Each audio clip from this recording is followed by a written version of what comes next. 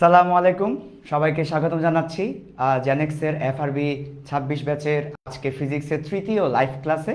আজকে আমরা দেখব ফিজিক্স সেকেন্ড পেপারের খুবই চমৎকার একটা চ্যাপ্টার, প্রথম চ্যাপ্টার, সেকেন্ড ইয়ারে যার সাথে তোমার প্রথম প্রেম সেই চ্যাপ্টার তাপগতিবিদ্যা। সো আমরা তাপগতিবিদ্যা এই চ্যাপ্টারের উপর 3টি ক্লাস রেখেছি। 3টি ক্লাসের মধ্য দিয়ে আমরা মোটামুটি চেষ্টা করব ডিটেলস পড়িয়ে তাপগতিবিদ্যা চ্যাপ্টারটা কভার করা, সেই সাথে বিগত বছরগুলোতে বোর্ড পরীক্ষা যে এমসিকিউ এবং সিকিউ এসেছিল সেগুলো আমরা কভার করার চেষ্টা করব ইনশাল্লাহ। সো তোমরা ইতিমধ্যে যারা লাইভে জয়েন করা শুরু করেছো, থ্যাংক ইউ তোমাদেরকে। তোমরা তোমাদের ফ্রেন্ডদেরকে মেনশন দিয়ে ফেলো যেন সবাই চলে আসতে পারে, এবং একটু শেয়ার করে দাও।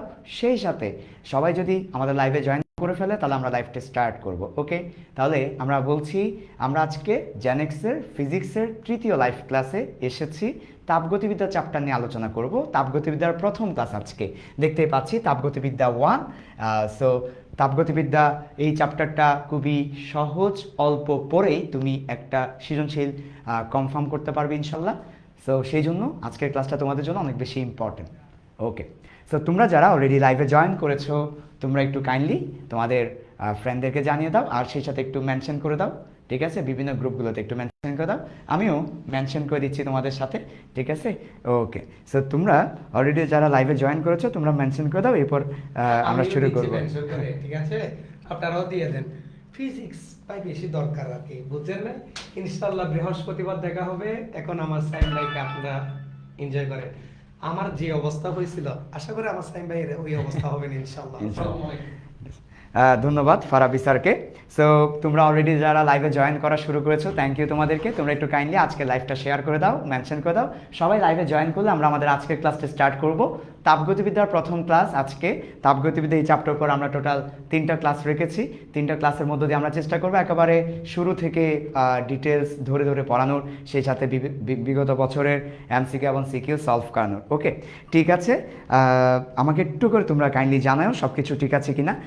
তাহলে আমরা ক্লাসটা ধীরে ধীরে স্টার্ট করছি। হ্যাঁ, ওকে, ঠিক আছে, তাহলে আমরা ক্লাসটা শুরু করতে যাচ্ছি। তোমরা যারা লাইভে জয়েন করেছো তোমাদের ফ্রেন্ডদেরকেও জানিয়ে দাও ক্লাস শুরু হয়েছে, তারাও যেন জয়েন করে ফেলতে পারে। ওকে, আমি একটু করে আমার যে গ্রুপগুলো আছে সেখানে দিয়ে দিচ্ছি যেন সবাই ক্লাসটা করতে পারে।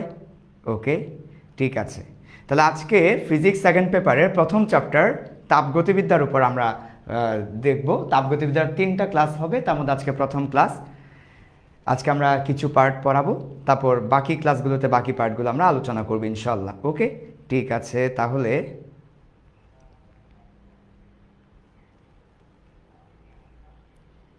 আমরা তাহলে ক্লাসটা শুরু করি। সবাই আশা করি জয়েন করছে, ঠিক আছে, সুন্দর।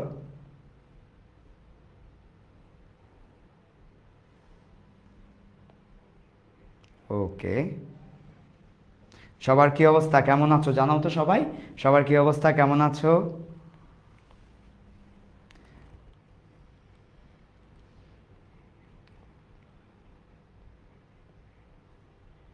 ওকে, ঠিক আছে, আমরা তাহলে আমাদের ক্লাসে স্টার্ট করি, আর দেরি না করি। অলরেডি অনেকেই জয়েন করেছো, ঠিক আছে। যারা সালাম দিচ্ছ সবাইকে ওয়ালাইকুম সালাম। আর সবাই কি অবস্থা, কেমন আছো, সুস্থ আছো তো সেটা জানাবে। প্রতিদিনের মতো আমরা আজকে আবার বলছি, একটি লাইভ ক্লাস তখনই ইফেক্টিভ হবে যদি তুমি লাইভ ক্লাসে একটা কাজ করে ফেলো। একটা সুন্দর খাতা নিয়ে বসে যাও, কলম নিয়ে বসে যাও, যা কিছু পড়াবো, যা কিছু বলবো, যা কিছু লিখবো সব কিছু তোমার 2 জায়গায় লিখতে হবে, একটা মাথায় আর একটা খাতায়। মাথায় এবং খাতায় লিখে ফেললে এটা 2ভাবে সেভ হবে। খাতায় লেখার অর্থ হচ্ছে ভবিষ্যতের জন্য সেভ হয়ে যাওয়া, আর মাথায় লেখার অর্থ হচ্ছে এটা বর্তমানের জন্য সেভ হয়ে যাওয়া। তার মানে ভবিষ্যতে ভুলে গেলেও খাতায় লেখা থাকবে।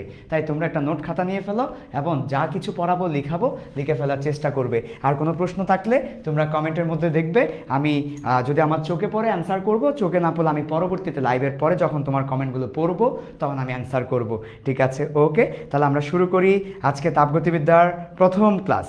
ওকে, ঠিক আছে, আশা করি সবাই জয়েন করেছো। এখনও যারা জয়েন করে নাই তোমাদের ফ্রেন্ডদেরকে মেনশন করে দাও, তোমাদের গ্রুপগুলোতে একটু শেয়ার করে দাও যেন সবাই জয়েন করে ফেলে। আচ্ছা, ঠিক আছে, তাহলে চলো আমরা একটু দেখি আমাদের এই চ্যাপ্টারটা, তাপগতিবিদ্যা চ্যাপ্টারটা একটু আমরা দেখি। ওকে, প্রথমেই সব কিছু ঠিক আছে কি না তোমরা একটু জানাও সব কিছু। আশা করি আলহামদুলিল্লাহ খুব চমৎকার দেখা যাচ্ছে, আশা করি। ওকে, সবাই জয়েন করছে, আমরাও আস্তে আস্তে শুরু করছি। দেখো, তাপগতিবিদ্যা এই চ্যাপ্টারটাতে কী কী টপিক আছে আমরা শুরুতে সেই ব্যাপারটা নিয়ে একটু আলোচনা করব। এটাকে আমরা বলছি টপিক ম্যাপ। যে কোনো একটা চ্যাপ্টার শুরু করতে হবে সেই চ্যাপ্টারের টপিক ম্যাপ দিয়ে, অর্থাৎ টপিক ম্যাপ তোমাকে বলে দিবে এই চ্যাপ্টারে কি কি টপিক আছে, কোন টপিকটা আগে আসবে, কোন টপিকটা পরে আসবে, কোন টপিক বেশি ইম্পর্টেন্ট, কোনটা কম ইম্পর্টেন্ট, এই ব্যাপারে একটা ধারণা দিবে। অর্থাৎ বলতে পারো টপিক ম্যাপ হচ্ছে পুরো চ্যাপ্টারের একটা ম্যাপ, পুরো চ্যাপ্টারের একটা তোমার ধারণা। ওকে, আমরা দেখতে পাচ্ছি তাপগতিবিদ্যা এই চ্যাপ্টারটার টপিক ম্যাপের মধ্যে টোটাল 8টা টপিক আছে। কি কি টপিক চলো আমরা একটু করে দেখে আসি। প্রথমে তাপমাত্রা স্কেল। তাপমাত্রা স্কেল নিয়ে তাপগতিবিদ্যায় আলোচনা করা হয়েছে। তাপমাত্রা স্কেল, আরেকবার বলো কি স্কেল? তাপমাত্রা স্কেল। দেখো, তাপমাত্রা স্কেল বলতে বোঝাচ্ছে আমরা যেসব এককে তাপমাত্রা মাপি ওই ব্যাপারগুলো বোঝানো হচ্ছে। আমরা কোন কোন এককে তাপমাত্রা মাপি বলো তো? সেলসিয়াস, ফারেনহাইট, কেলভিন, এছাড়াও র্যাঙ্কিন, রোমার, অথবা তুমি চাইলে তোমার নামে একটা স্কেল বানিয়ে ফেলতে পারো। যেমন গত বছর আমি জরিনা স্কেল বানিয়েছিলাম, তার আগের বছর সকিনার নামে একটা স্কেল বানিয়েছিলাম। সকিনাকে ভালোবেসে, পরে সকিনা তো চলে গেছে, স্কেল এখনও রয়ে গেছে, তাহলে সকিনা স্কেল। সকিনা যাওয়ার পর জরিনা স্কেল বানিয়েছিলাম, জরিনাও চলে গেছে। তাহলে এবার বলো আমি কার নামে স্কেল বানাবো? আর তো কেউ নাই। তাহলে এই যে তাপমাত্রার scale, Celsius scale, Fahrenheit scale, Kelvin scale, আর আমার ভালোবাসার চলে যাওয়ার সকিনার স্কেল, জরিনার স্কেল। তুমি এবার বলো তুমি তোমার কোন গুলবাহারের স্কেল বানাবে। ওকে, যাই হোক, তাহলে আজকে তোমাদেরকে কিভাবে তাপমাত্রা স্কেলটা তৈরি হচ্ছে সেটা দেখাবো। তারপর যেহেতু চ্যাপ্টারের নাম তাপগতিবিদ্যা, তাপগতিবিদ্যার 3টা সূত্র আছে। তাপগতিবিদ্যার সূত্র কয়টা? 3টা। ছাগলের বাচ্চা কয়টা? ছাগলের বাচ্চা কিন্তু 3টা। ছাগলের 3 নাম্বার বাচ্চা আমরা বলি, তো ছাগলের বাচ্চা হচ্ছে 3টা। তাপগতিবিদ্যার সূত্র কয়টা? 3টা। একটা হচ্ছে প্রথম সূত্র, আরেকটা হচ্ছে দ্বিতীয় সূত্র। তাহলে বুঝি আরেকটা তৃতীয় সূত্র হওয়ার কথা, কিন্তু না। তাপগতিবিদ্যার প্রথম সূত্র, দ্বিতীয় সূত্র, আরেকটা হচ্ছে শূন্যতম সূত্র। এটার পেছনে একটা ইন্টারেস্টিং ব্যাপার আছে, বলবো তোমাদের কাছে। কেন প্রথম, দ্বিতীয়, তৃতীয় না বলে আমাদের শূন্যতম, তারপর প্রথম, তারপর দ্বিতীয় বলা হয়েছে? সো এখানে আমরা তাপগতিবিদ্যার প্রথম সূত্র নিয়ে বিস্তারিত আলোচনা করব, কেননা এই জায়গা থেকে সৃজনশীল আসে। তাপগতিবিদ্যার প্রথম সূত্র থেকে আমি এটাকে একটা স্টার দিয়ে দিচ্ছি। তাপগতিবিদ্যার প্রথম সূত্র থেকে কিন্তু সৃজনশীল আসবে, 3 স্টার দিয়ে দিয়েছি। এরপর তাপগতীয় প্রক্রিয়া, কৃতকাজ, গ্রাফ, এটাও কিন্তু আমার তাপগতিবিদ্যার প্রথম সূত্রের আন্ডারে পড়ছে। আমি এই জায়গাতে স্টার দিয়ে দিলাম। তাহলে আমরা এটা দেখব। তারপর তাপগতিবিদ্যার দ্বিতীয় সূত্রটা দেখব। এটা খুব একটা আমাদের জন্য ইম্পর্টেন্ট না, অর্থাৎ সূত্রের বিবৃতি খুব একটা ইম্পর্টেন্ট না। তারপর আমরা দেখব তাপ ইঞ্জিনের দক্ষতা, অর্থাৎ ধরো আমরা যে ইঞ্জিনগুলো ব্যবহার করি সেই ইঞ্জিনগুলো কতটা পারফরমেন্স দেখায়, কত ভালো ইঞ্জিনগুলো, এই ব্যাপারটা আমরা বের করব দক্ষতার সাহায্যে, তাপ ইঞ্জিনের দক্ষতা। তারপর একটা আমরা আদর্শ ইঞ্জিন নিয়ে পড়াশোনা করব, সেটা হচ্ছে কার্নো ইঞ্জিন, যেখান থেকে সবচেয়ে বেশি প্রশ্ন হয়। সো এই কার্নো ইঞ্জিনটা আমাদেরকে একটু ভালো করে দেখতে হবে, খুবই ইম্পর্টেন্ট কার্নো ইঞ্জিন। এরপর হচ্ছে রেফ্রিজারেটর, খুব একটা প্রশ্ন হয় না, এমসিকিউ আসে রেফ্রিজারেটর থেকে, সেটাও দেখব। আর একটা টপিক আছে অ্যান্ট্রপি, অ্যান্ট্রপি থেকে প্রশ্ন হয়। তোমরা কাইন্ডলি একটু করে এখানে যে যে টপিক আছে সেই টপিক ম্যাপের টপিকগুলো একটু লিখে ফেলো। আমি একটু টাইম দিচ্ছি তোমাদেরকে, তোমরা টপিক ম্যাপের টপিকগুলো লিখে ফেলো একটু দ্রুত। হ্যাঁ, টপিক ম্যাপের টপিকগুলো একটু লিখে ফেলো, কাজে আসবে। তাপমাত্রা স্কেল, তাপগতিবিদ্যার প্রথম সূত্র, তাপগতীয় প্রক্রিয়া, কৃতকাজ, গ্রাফ, তাপগতিবিদ্যার দ্বিতীয় সূত্র, তাপ ইঞ্জিনের দক্ষতা, কার্নো ইঞ্জিন, রেফ্রিজারেটর, অ্যান্ট্রপি। আর যদি লিখতে ইচ্ছে না করে অ্যাটলিস্ট ছবি হলেও তুলে নাও, ঠিক আছে? ওকে, তাহলে আরেকবার বলে ফেলো, তাপগতিবিদ্যা এই পুরো চ্যাপ্টারটাতে কয়টা টপিক আছে? 8টা টপিক আছে। কি কি টপিক আছে? তাপমাত্রা স্কেল, তাপগতিবিদ্যার প্রথম সূত্র, তাপগতীয় প্রক্রিয়া, কৃতকাজ, গ্রাফ, তাপগতিবিদ্যার দ্বিতীয় সূত্র, তাপ ইঞ্জিনের দক্ষতা, একটা আদর্শ ইঞ্জিন, কার্নো ইঞ্জিন, তারপর রেফ্রিজারেটর এবং অ্যান্ট্রপি। ওকে, ঠিক আছে, সবাই লিখে ফেলো। ওকে, গুড, ভালো। এবার চলো আমরা আজকের ক্লাসে কতটুকু নিয়ে আলোচনা করব সেটা একটু বলে ফেলি। আমরা আজকের ক্লাস আলোচনা করব, আমরা একটু দেখি আজকের ক্লাসে আমরা কতটুকু নিয়ে আলোচনা করব। ওকে, আজকের ক্লাসে আমরা মেইনলি ফোকাস করব তাপগতিবিদ্যার প্রথম সূত্রের উপরে, তাপগতীয় প্রক্রিয়া, কৃতকাজ, গ্রাফের উপরে, তাপমাত্রার স্কেলের উপর আমরা ফোকাস করব। সো আজকের ক্লাসে আমরা প্রথম যে 3টা টপিক তুমি দেখতে পাচ্ছ, মাত্র এই 3টা টপিক তোমাকে পড়াবো। তাপমাত্রার স্কেল, তাপগতিবিদ্যার প্রথম সূত্র, তাপগতীয় বিভিন্ন প্রক্রিয়া, কৃতকাজ, গ্রাফ। ওকে, আমাদের আজকের টার্গেট হচ্ছে এইটুকু নিয়ে আলোচনা করা, এবং এই টপিকের উপর বিগত বছরগুলোতে বোর্ড পরীক্ষায়, এডমিশন টেস্টে কী ধরনের প্রশ্ন এসেছে সেটা নিয়েও আলোচনা করা। করা, যেন তোমরা পরীক্ষায় প্রশ্নগুলো অ্যান্সার করতে পারো। ঠিক আছে, প্রথমেই আমরা যেহেতু তাপগতিবিদ্যার প্রথম সূত্র অনেকগুলো স্টার দিয়েছি, অনেক বেশি ইম্পর্টেন্ট, তাই আমরা তাপগতিবিদ্যার প্রথম সূত্র নিয়ে একটু বিস্তারিত আলোচনা করব, তাপমাত্রা স্কেল একটু পরে আলোচনা করব। তাহলে আমরা আস্তে আস্তে যাচ্ছি। ওকে, তো একটা কথা না বললে নিজেকে ক্ষমা করতে পারবো না তাপগতিবিদ্যা চ্যাপ্টারে, সেটা হচ্ছে যেহেতু তাপগতিবিদ্যা নিয়ে আলোচনা করছি, প্রথমেই কিন্তু জানতে হবে তাপ এই ব্যাপারটা কি। তাহলে বলো, নিজেকে ক্ষমা করতে পারবো? তাপগতিবিদ্যা পড়াচ্ছি, তাপ কি সেটা জানি না, হবে? তাহলে কেমন হবে? তাহলে আমাদের প্রথমত তাপ এই ব্যাপারটা কি সেটা নিয়ে একটু জানাতে হবে। আর তাপের একটা ভাই আছে, তাপের ভাইয়ের নাম তাপমাত্রা। যেখানেই দেখিবে তাপ সেখানেই তাপমাত্রা। তাপ আর তাপমাত্রা একসাথে দেখা যায় সব সময়, সেই জন্য অটোপাস, তাপ আসলে তাপমাত্রাও চলে আসবে। তাহলে তাপ কি সেটাও একটু বলবো, তাপমাত্রা কি সেটাও একটু বলবো। চলো তাহলে প্রথমত আলোচনা করব তাপ এই ব্যাপারটা কি। একদম সহজেই যদি বলি, তাপ হচ্ছে আর কিছুই না, তাপ হচ্ছে শক্তি, শক্তির একটা রূপ, শক্তির একটি রূপ হচ্ছে তাপ। তাহলে তাপ শক্তি আমরা বলি, তাপ শক্তি, তাপ হচ্ছে শক্তির একটা রূপ। তাহলে কোনো একটা বস্তুর কাছে আমরা যখন বলি কোনো একটা বস্তুর কাছে একটা তাপ শক্তি থাকে, তাহলে এটা হচ্ছে বস্তুর একটা শক্তি। আবার আমরা চাইলে বাইরে থেকে তাপশক্তি দিতে পারি, তখন তাপশক্তি আগের চেয়ে বেড়ে যাবে, যেটা আমরা বাইরে থেকে দিচ্ছি। আবার আমরা তাপশক্তি কী করতে পারি, তাপশক্তি আমরা নিয়ে নিতে পারি, তখন শক্তি কমে যাবে। আচ্ছা, যাই হোক, ভালো। এবার আসো তাপমাত্রা কি। দেখো, তাপমাত্রা একটু আমাকে বুঝতে হবে। তাপমাত্রা হচ্ছে একটা ইন্ডিকেটর, ইন্ডিকেট করবে, ইন্ডিকেট করবে, নির্দেশ করবে, নির্দেশক, ইন্ডিকেটর, নির্দেশক, ইন্ডিকেটর। কে ইন্ডিকেট করবে? ভালো করে খেয়াল করো। আমার কাছে দুইটা বস্তু আছে, একটা বস্তু এ আর একটা বস্তু বি। এ বস্তুর তাপমাত্রা আমি বলেছি 50 ডিগ্রি সেলসিয়াস, বি বস্তুর তাপমাত্রা আমি বলেছি 30 ডিগ্রি সেলসিয়াস। তাহলে তাপমাত্রা দেখে আমরা বলতে পারবো, তাপমাত্রার দিকে দেখে আমরা বলতে পারবো যে কোনটা দুইটার মধ্যে কম্পেয়ার করলে কোনটা বেশি হট, কোনটা কুল, কোনটা গরম, কোনটা ঠান্ডা। এই কথাটা আমরা বলতে পারবো তাপমাত্রার দিকে তাকিয়ে। তাহলে দেখো, এখানের তাপমাত্রা 50 ডিগ্রি সেলসিয়াস আর এখানের তাপমাত্রা 30 ডিগ্রি সেলসিয়াস। যার তাপমাত্রা বেশি সে বেশি হট, সে বেশি গরম, যার তাপমাত্রা কম সে ঠান্ডা। তাহলে তাপমাত্রা নির্দেশ করবে গরম নাকি ঠান্ডা। আরেকটা ব্যাপার তাপমাত্রা বলে দিবে, সেটা হচ্ছে এই যে কোন বস্তু তাপ ছেড়ে দিবে, কোন বস্তু তাপ গ্রহণ করবে। যার তাপমাত্রা বেশি সে তাপ ছেড়ে দিবে, যার তাপমাত্রা কম সে তাপ গ্রহণ করবে।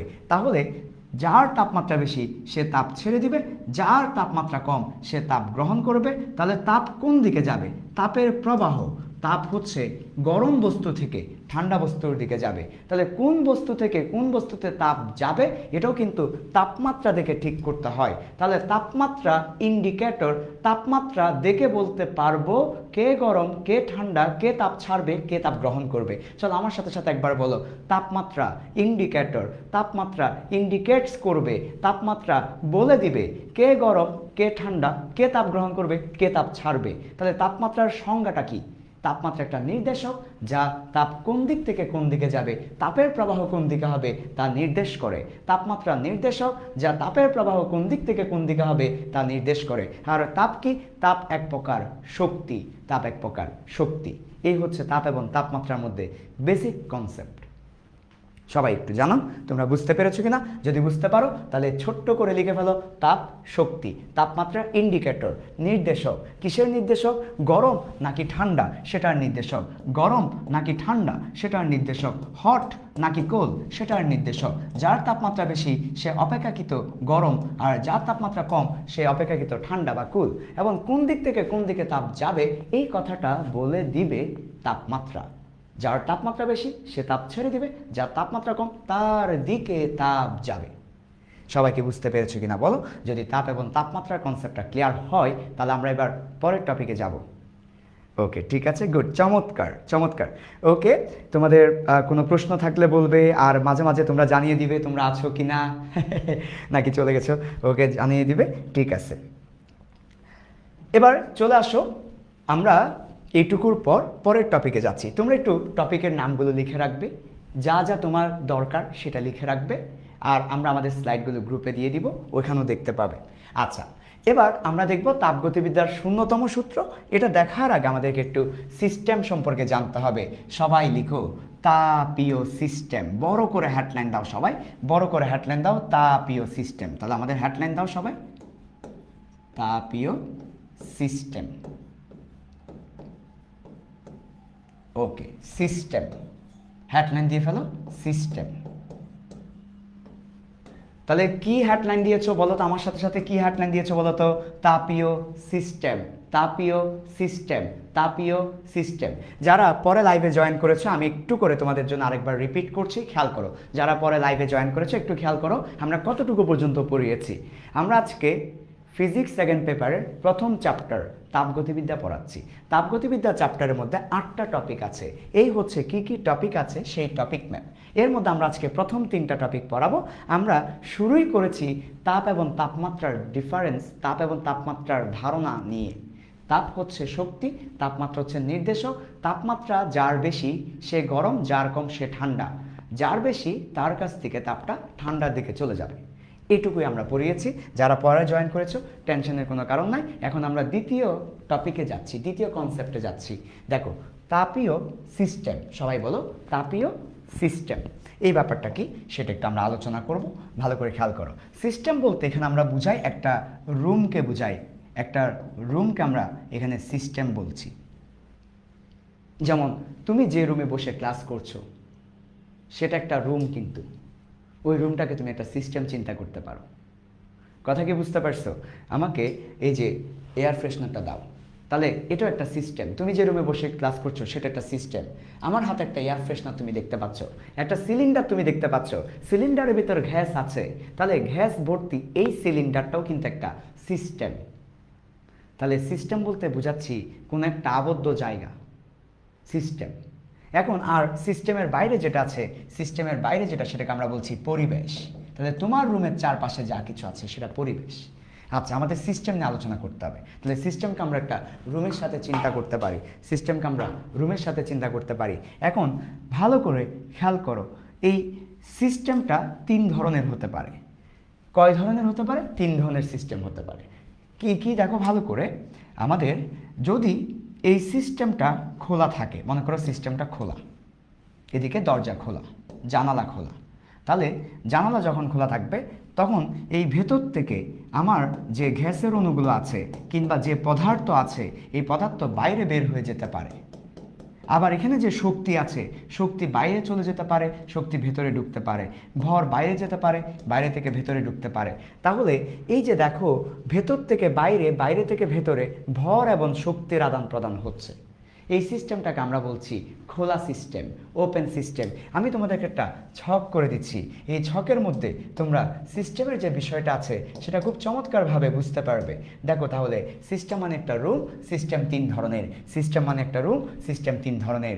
1 নম্বর সিস্টেমকে আমরা বলছি খোলা, খোলা জানালা, এই যে ওপেন সিস্টেম, ঠিক আছে, খোলা সিস্টেম।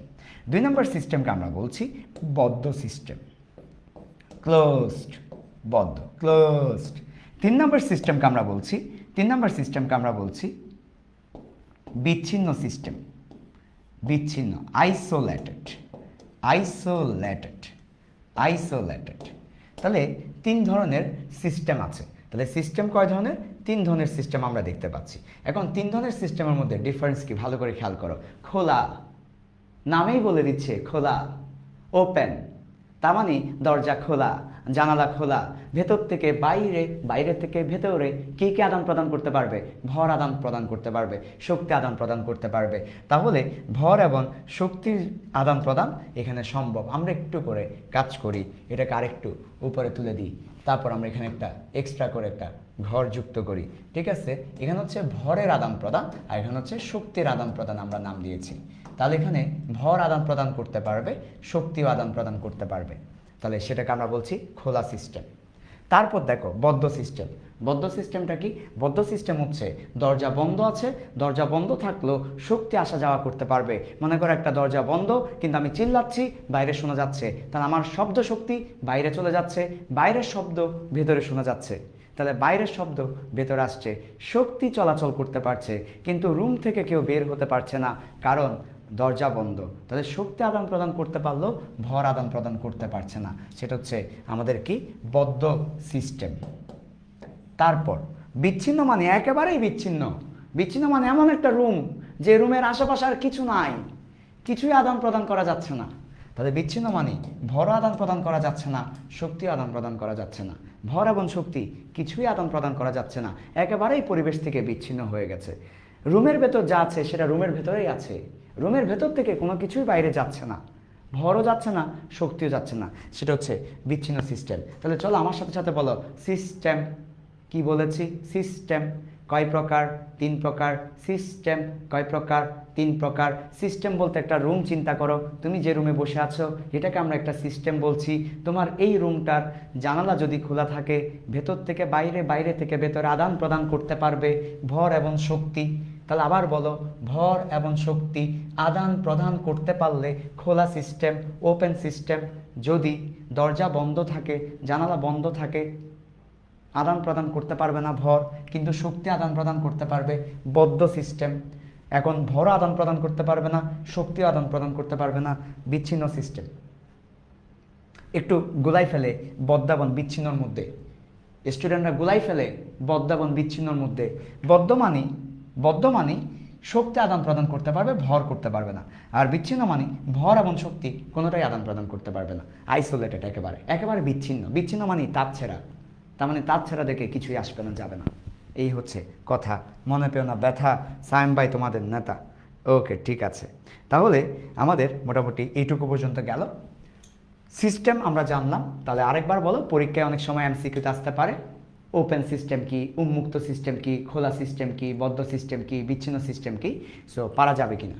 ঠিক আছে। এবার আসো তাপগতিবিদ্যার শূন্যতম সূত্র। আমরা বলেছিলাম তাপগতিবিদ্যার 3টা সূত্র আছে, তাপগতিবিদ্যার শূন্যতম সূত্র, তাপগতিবিদ্যার প্রথম সূত্র, তাপগতিবিদ্যার দ্বিতীয় সূত্র। এখন কথা হচ্ছে আমাদের এছাড়া ফিজিক্সে যত সূত্র আছে সবগুলা প্রথম, দ্বিতীয়, তৃতীয় করে নামকরণ করা হয়েছে। যেমন গ্যালিলিওর প্রথম সূত্র, দ্বিতীয় সূত্র, তৃতীয় সূত্র, নিউটনের প্রথম সূত্র, দ্বিতীয় সূত্র, তৃতীয় সূত্র। যে কোনো কিছু প্রথম সূত্র, দ্বিতীয় সূত্র, তৃতীয় সূত্র, চতুর্থ সূত্র, 1 থেকে শুরু। এটা কেন 0 থেকে শুরু? কারণ তাপগতিবিদ্যার প্রথম সূত্র আগেই আবিষ্কার হয়ে যায়। তাহলে 1 নাম্বার বাচ্চাটা আগেই চলে আসে, 1 নাম্বার সূত্রটা আগেই আবিষ্কার হয়ে যায়। তারপর 2 নাম্বার সূত্র, সেটাও আবিষ্কার হয়ে যায়। তারপরে দেখছে এমন একটা সূত্র আসছে যেটা আসলে 1 নাম্বারের জন্য 1 নাম্বারে যাওয়ার আগেই দরকার। অর্থাৎ এমন একটা সূত্র আসছে এটা এতটাই বেসিক, এতটাই ফান্ডামেন্টাল যে 1 নাম্বার শেখার আগে এটা শিখে ফেলতে হবে। 1 নাম্বার শেখার আগে এটা শিখে ফেলতে হবে। তাহলে এটা 1 নাম্বারের আগে আসা দরকার। এখন 1-এর আগে তার কিছু নাই, 0 ছাড়া বাধ্য হয়ে এটাকে বললাম 0তম সূত্র। মানে ব্যাপারটা মনে করো, একটা কলেজে ফার্স্ট বয়, সেকেন্ড বয়, তারপর একজনের খাতা দেখতে গিয়ে দেখা গেল যে ফার্স্ট বয় যাকে বলছি এর চেয়ে ও নাম্বার বেশি পেয়ে গেছে। তাহলে অলরেডি তো ফার্স্ট বয় ঘোষণা করে ফেলছি, সেকেন্ড বয় ঘোষণা করে ফেলছি, এরপর দেখা যাচ্ছে ও ফার্স্ট বয়ের চেয়েও বেশি নাম্বার পাইছে, তখন এর রোল নাম্বার দিলাম 0, রোল নাম্বার 0। যাই হোক, রোল নাম্বার 0 একটা বইও আছে। ওকে, তাহলে যেটা বলছিলাম যে ভালো করে খেয়াল করো, তাহলে আমাদের প্রথম সূত্র আবিষ্কারের পর, দ্বিতীয় সূত্র আবিষ্কারের পরে এই শূন্যতম সূত্রটা এসেছে এবং এটা এতটাই ফান্ডামেন্টাল যে এটা প্রথম সূত্র শিখার আগেই শিখতে হবে, আগেই দরকার, আগেই জানা দরকার। সেই জন্য এটাকে একেবারে 0 বলেছে, 0 বেসিক, 0 সূত্র। ওকে, তাহলে তাপগতিবিদ্যার শূন্যতম সূত্র হচ্ছে খুবই ফান্ডামেন্টাল একটা সূত্র, এটা জানতেই হবে। আর এটা খুব একটা আহামরি কিছু না, তুমি নিজেও বুঝতে পারবে। চলো আমরা একটু তোমাকে দেখাচ্ছি, সবাই ভালো করে খেয়াল করো, এই সূত্রটা একটু ভালো করে খেয়াল করো। তাহলে আমরা এখন তোমাকে কি দেখাচ্ছি? তাপগতিবিদ্যার শূন্যতম সূত্র, তাপগতিবিদ্যার একেবারে বেসিক সূত্র, তাপগতিবিদ্যার শূন্যতম সূত্র, তাপগতিবিদ্যার একেবারে বেসিক সূত্র। সবাই হেডলাইন দাও, তাপগতিবিদ্যার শূন্যতম সূত্র। হেডলাইন দেওয়ার পরে এখন কিছু আঁকার দরকার নাই, চিত্র আঁকার দরকার নাই, আগে তোমরা ভালো মতো বোর্ডের দিকে খেয়াল করো, আমি কিভাবে কি আলোচনা করছি সেটা খেয়াল করো। মনে করো এটা একটা আমার সিস্টেম বা রুম। এই রুমটার তাপমাত্রা আমি বললাম তাপমাত্রা টি, আর রুমের তাপমাত্রা বললাম TA। এরপর মনে করো এটা হচ্ছে আমার আরেকটা রুম এবং এই রুমের তাপমাত্রা আমি বলেছি TB। এটা আমার অন্য একটা রুম এবং এই রুমের তাপমাত্রা আমি বলেছি TC। তাহলে বলো তো আমার এখানে কয়টা আলাদা আলাদা রুম তুমি দেখতে পাচ্ছ? সবাই বলো, কয়টা আলাদা আলাদা রুম দেখা যাচ্ছে? এখানে 3টা আলাদা আলাদা রুম দেখা যাচ্ছে। বলো এই রুমগুলার তাপমাত্রা কত? এই রুমগুলার তাপমাত্রা হচ্ছে TA, TB, TC, 3টা আলাদা আলাদা তাপমাত্রা আমরা দেখতে পাচ্ছি। এবার আমরা একটু দেখি যে কি হচ্ছে। দেখো এই যে এই এ এবং বি এর মাঝখানে একটা দেয়াল আছে, এটা বদ্ধ সিস্টেম, বদ্ধ বলছি, কিন্তু তাপের আদান প্রদান হচ্ছে, তীর দিয়েছি, তাপের আদান প্রদান হচ্ছে এ এবং সি এর মধ্যে, বি এবং সি এর মধ্যে তাপের আদান প্রদান হচ্ছে। কিন্তু আমরা দেখতে পাচ্ছি এ এবং বি এর মধ্যে একটা মোটা দেয়াল আছে, মোটা একটা দেয়াল আছে, যার কারণে এ এবং বি এর মধ্যে কোনো তাপের আদান প্রদান হচ্ছে না। তাহলে এ এবং বি এর মধ্যে কোনো তাপের আদান প্রদান হচ্ছে না, কারণ এটা বিচ্ছিন্ন সিস্টেম, আদান প্রদান হচ্ছে না। কিন্তু এসি হচ্ছে, বিসি হচ্ছে। তাহলে আমরা এখানে বলেছি, ভালো করে খেয়াল করো, এ এবং সি এটা হচ্ছে তাপ সুপরিবাহী, তাপ আদান প্রদান করতে পারছে, তাপ সুপরিবাহী, তাপ আদান প্রদান করতে পারছে। একইভাবে বি এবং সি সেটাও তাপ সুপরিবাহী। কিন্তু আমরা যদি বলি এ এবং বি এর মধ্যে কিন্তু তাপ আদান প্রদান হচ্ছে না, তাপ কুপরিবাহী, তাপ আদান প্রদান হচ্ছে না, কুপরিবাহী। তাহলে দেখো তো, ভালো করে খেয়াল করো তো, এ এবং সি এটা তাপের আদান প্রদান হচ্ছে, বি এবং সি তাপের আদান প্রদান হচ্ছে, কিন্তু এ এবং বি তাপের আদান প্রদান হচ্ছে না। তাপের আদান প্রদান হলে সুপরিবাহী, তাপের আদান প্রদান না হলে কুপরিবাহী। তাহলে সবাই এই ব্যাপারটা বুঝতে পেরেছো কিনা বলো। এবার তোমরা সুন্দর করে চিত্রটা আঁকো। তোমরা 3টা রুম দিয়ে দাও, A room, B room, C room. A রুমের তাপমাত্রা টিএ, বি রুমের তাপমাত্রা টিবি, সি রুমের তাপমাত্রা টিসি। এ এবং সি এর মধ্যে তাপের আদান প্রদান হবে, বি এবং সি এর মধ্যে তাপের আদান প্রদান হবে, এ এবং বি এর মধ্যে তাপের আদান প্রদান হবে না। সুন্দরভাবে সবাই এই চিত্রটা এঁকে ফেলো সুন্দরভাবে। ওকে, ঠিক আছে। আঁকা হলে বলো আঁকা হয়েছে, তাহলে আমি একটু সামনের দিকে যাব। এইটুকু পর্যন্ত আঁকা হয়েছে কিনা বলো। ওকে, এবার চলো আমরা একটু দেখি, সবাই ভালো করে খেয়াল করো, আমরা একটু দেখি। তাহলে কি বলেছি, এ এবং সি এর মধ্যে তাপের আদান প্রদান হবে।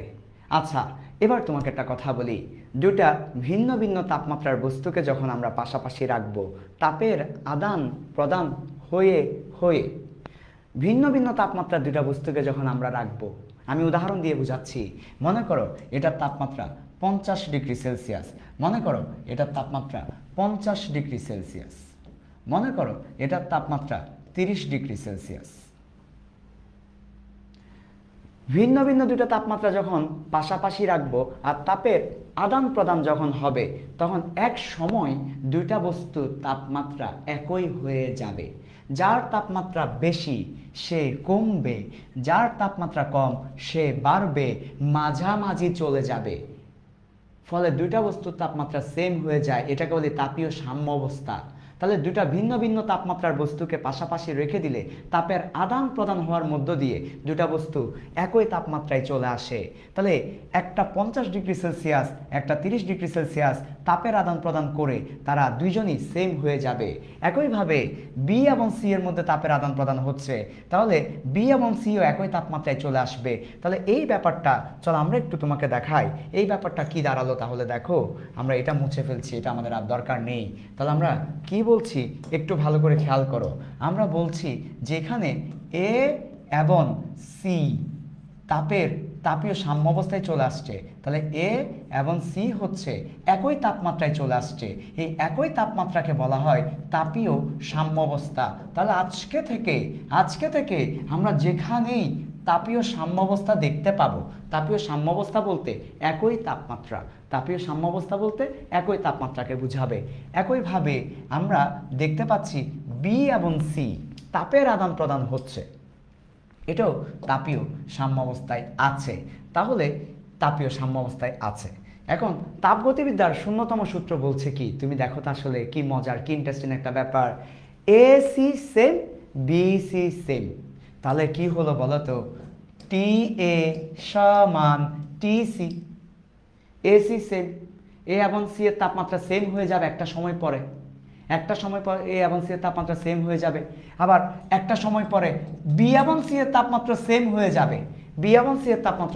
যাবে, তাহলে একটা সময় পরে পুরো তিনজনের তাপমাত্রায় সেম হয়ে যাবে, তিনজনই তাপীয় সাম্য অবস্থায় চলে আসবে। এমন ইন্টারেস্টিং ব্যাপার হচ্ছে এ এবং বি কিন্তু তাপ কুপরিবাহী ছিল,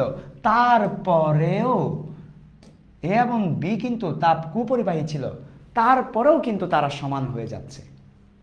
এটাই তাপগতিবিদ্যার শূন্যতম সূত্র।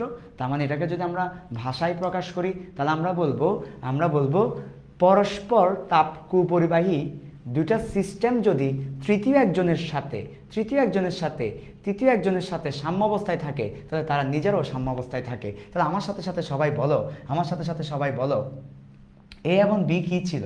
এ এবং বি ছিল কুপরিবাহী। এ এবং বি কি ছিল? কুপরিবাহী ছিল, তাপের আদান প্রদান হচ্ছে না, অথবা হচ্ছে অন্তরক। এটাকে আমরা অন্তরকও বলতে পারি। অন্তরক শব্দের অর্থ হচ্ছে তাপের আদান প্রদান হচ্ছে না। তাহলে এ এবং বি হচ্ছে অন্তরক। তাহলে দুইটা সিস্টেম বলবো, এদেরকে রুম বলবো, রুম। দুইটা সিস্টেম যদি অন্তরক হয় এবং তারা যদি তৃতীয় একটা সিস্টেমের সাথে তাপীয় সাম্যাবস্থায় থাকে তাহলে তারা নিজেরাও অন্তরক হওয়া সত্ত্বেও তারা নিজেরাও সমান হয়ে যায়, তাপীয় সাম্যাবস্থায় থাকে। চলো এটাকে তোমার একটা রিয়েল লাইফ এক্সাম্পল দিয়ে বুঝাই। মনে করো তিনজন বন্ধুর মধ্যে, অথবা এবার চিন্তা করতে পারো, তোমাকে আমি সুন্দর একটা গল্প দিই। মনে করো এই হচ্ছে মফিজ, এটা হচ্ছে মফিজ, আর এটা হচ্ছে জরিনা। আগের বছর সকিনা ছিল, সকিনা চলে গেছে, এখন জরিনা আসছে। আর এই হচ্ছে বন্ধু তাদের, এটা হচ্ছে বন্ধু, জরিনার চুল দিয়ে দিলাম। এটা হচ্ছে বন্ধু তাদের। বন্ধু কি? বন্ধুর নাম হচ্ছে কুদ্দুস। ওকে, এখন মফিজ এবং জরিনার মধ্যে কথা বন্ধ, তাদের মধ্যে কথা হয় না। তাহলে মফিজ এবং জরিনার মধ্যে কি হয় না? কথা হচ্ছে না, তাদের মধ্যে একটু ঝামেলা চলতেছে, কথা হচ্ছে না। এখন মফিজেরও বন্ধু হচ্ছে কুদ্দুস, জরিনারও আবার বন্ধু হচ্ছে কুদ্দুস, মিউচুয়াল ফ্রেন্ড। কি ফ্রেন্ড? Mutual friend.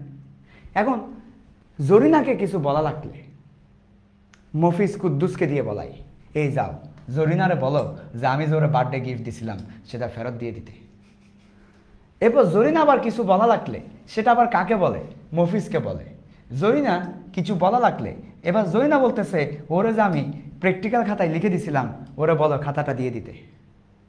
তাহলে কার মাধ্যমে বলতেছে? তারা কুদ্দুসের মাধ্যমে। তা আলটিমেটলি কিন্তু মফিসের কথাটা জরিনার কানে যাচ্ছে, জরিনার কথা মফিসের কানে চলে আসতেছে। যদিও তারা একজনের সাথে আরেকজন কথা বলে না, না মাতার পরেও, কথা না বলার পরেও তাদের একজনের কাছে তথ্যটা আরেকজনের কাছে চলে যাচ্ছে।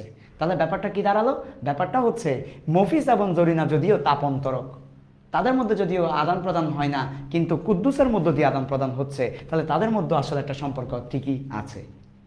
তো এটাই তাপগতিবিদ্যার শূন্যতম সূত্র। এই ঘটনা আমাদের বাসা হয়তো আব্বা আম্মুর মতো দেখা যায়।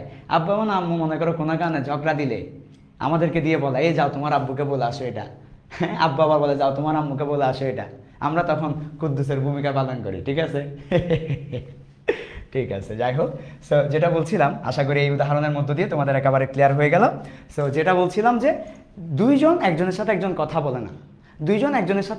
বলে না, অর্থাৎ এ এবং বি হচ্ছে অন্তরক, তাপের আদান প্রদান হয় না, কিন্তু সি এর সাথে তাদের সাম্য অবস্থা আছে। তাহলে দেখা যাবে তারা নিজেরও আসলে একজনের ইনফরমেশন আরেকজন পাচ্ছে, মানে তারা নিজেরও আসলে সাম্য অবস্থায় আছে। তাহলে আমরা একটু সাজিয়ে বলি এটাকে। চলো তাহলে আমরা এটাকে, এই যে এটাই হচ্ছে তাপগতিবিদ্যার শূন্যতম সূত্র। তাহলে আমরা যদি একটু সাজিয়ে বলি, তাহলে সাজিয়ে বললে কি দাঁড়ালো? চলো দেখি।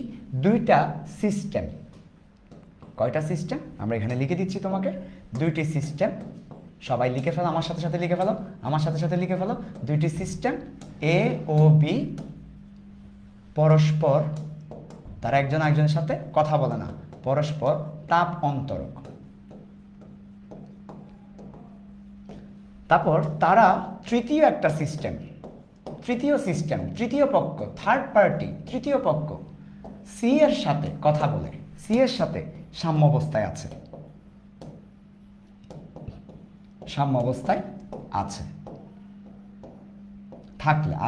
থাকলে সিস্টেম দ্বয় নিজেরা, ওই সিস্টেম দ্বয় বলতে এ এবং বি কে বোঝাচ্ছে, সিস্টেম দ্বয় নিজেরাও সাম্য অবস্থায়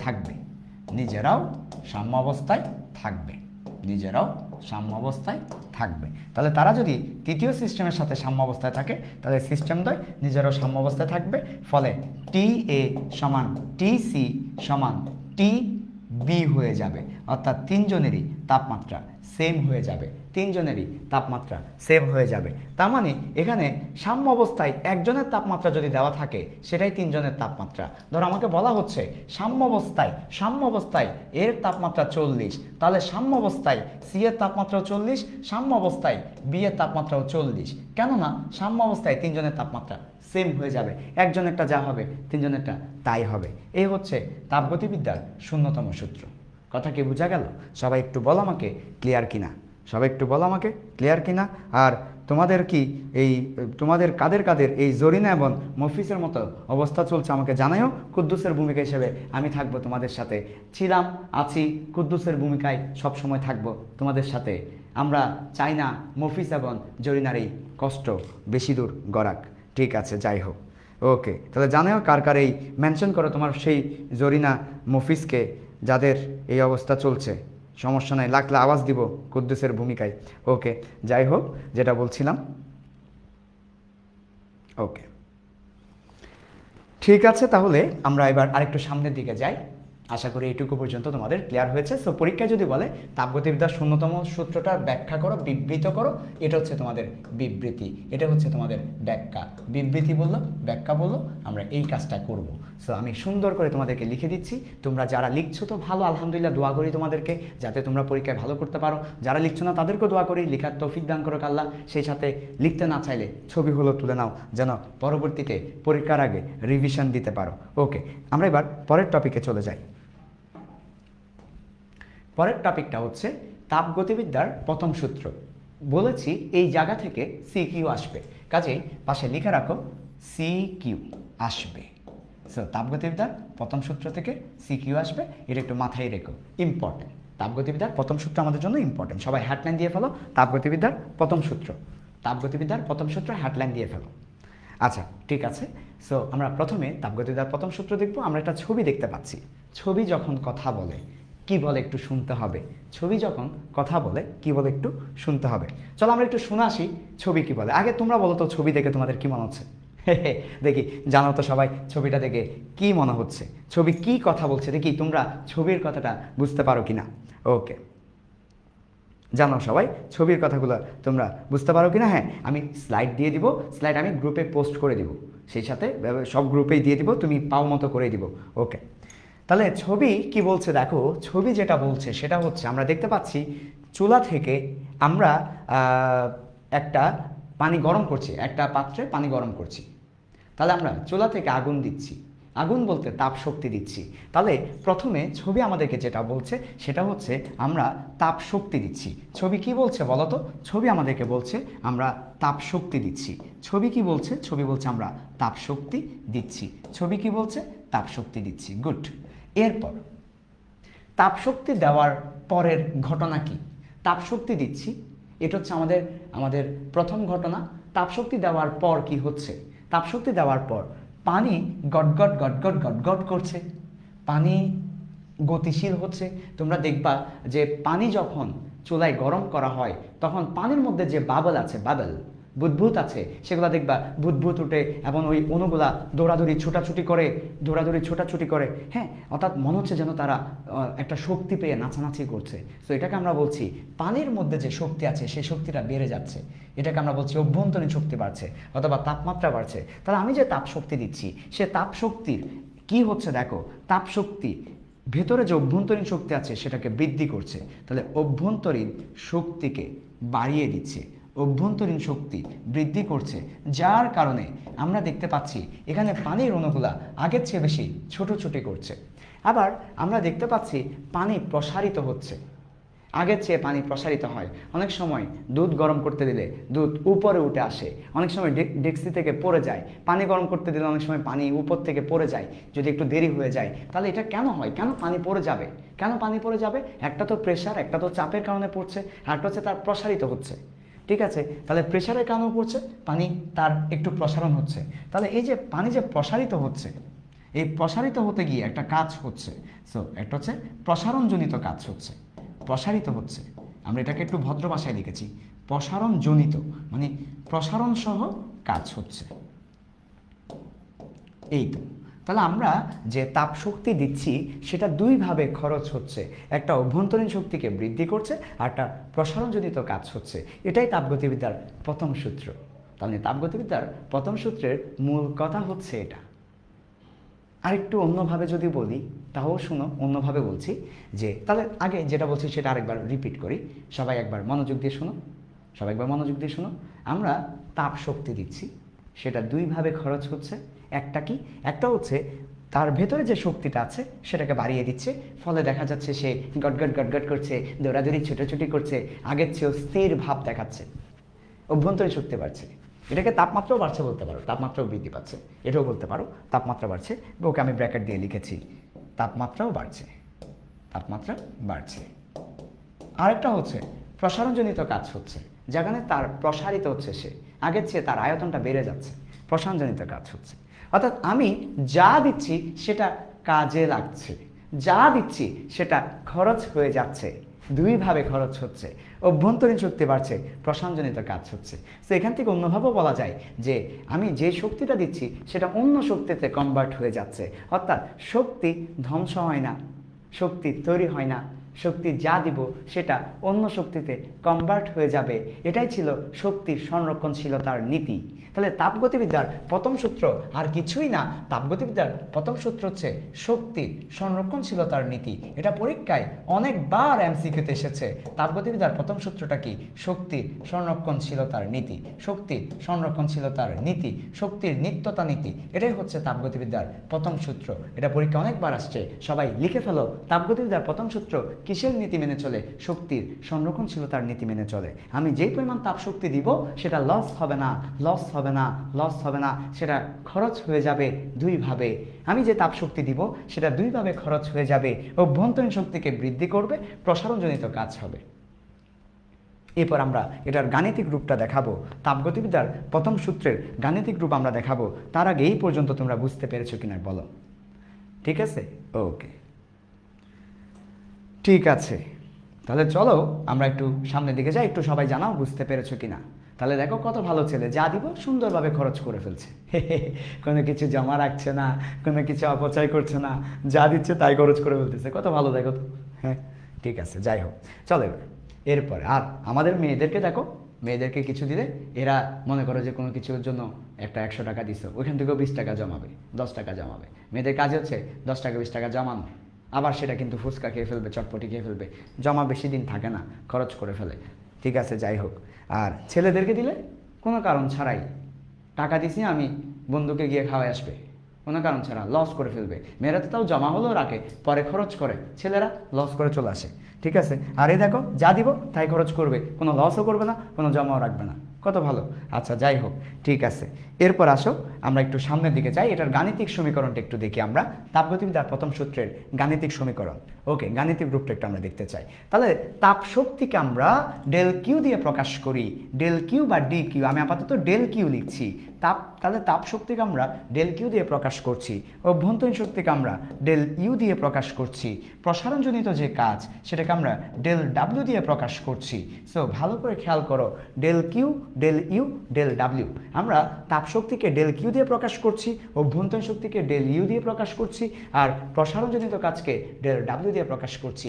আমরা কত চমৎকার তাপগতিবিদ্যার প্রথম সূত্রের গাণিতিক রূপটা এখানে লিখতেই পারি। আমি এই জায়গায় লিখছি ডেল কিউ যা দিচ্ছি সেটা দুইভাবে খরচ হচ্ছে, ডেল ইউ এবং ডেল ডাব্লিউ, ডেল ইউ এবং ডেল ডাব্লিউ। এটাই তাপগতিবিদ্যার প্রথম সূত্রের গাণিতিক রূপ। আমরা পরের পেজে গিয়ে একটু বড় করে লিখব, এটা কোথায় থেকে এসেছে? এই লাইন থেকেই এসেছে। আমি যা তাপ শক্তি দিচ্ছি ডেল কিউ সেটা দুইভাবে খরচ হচ্ছে, ডেল ইউ অভ্যন্তরীণ শক্তি আর ডেল ডাব্লিউ কাজ করছে। চলো তাহলে আমরা লিখলাম তাপগতিবিদ্যার প্রথম সূত্রের, আমরা সংক্ষেপে লিখলাম, আচ্ছা সংক্ষেপে লেখার দরকার নাই, পুরোটাই লিখে ফেলি। তাপগতিবিদ্যার প্রথম সূত্রের গাণিতিক রূপ, তাপগতিবিদ্যার প্রথম সূত্রের গাণিতিক রূপটা দেখো, del Q, del U, del W.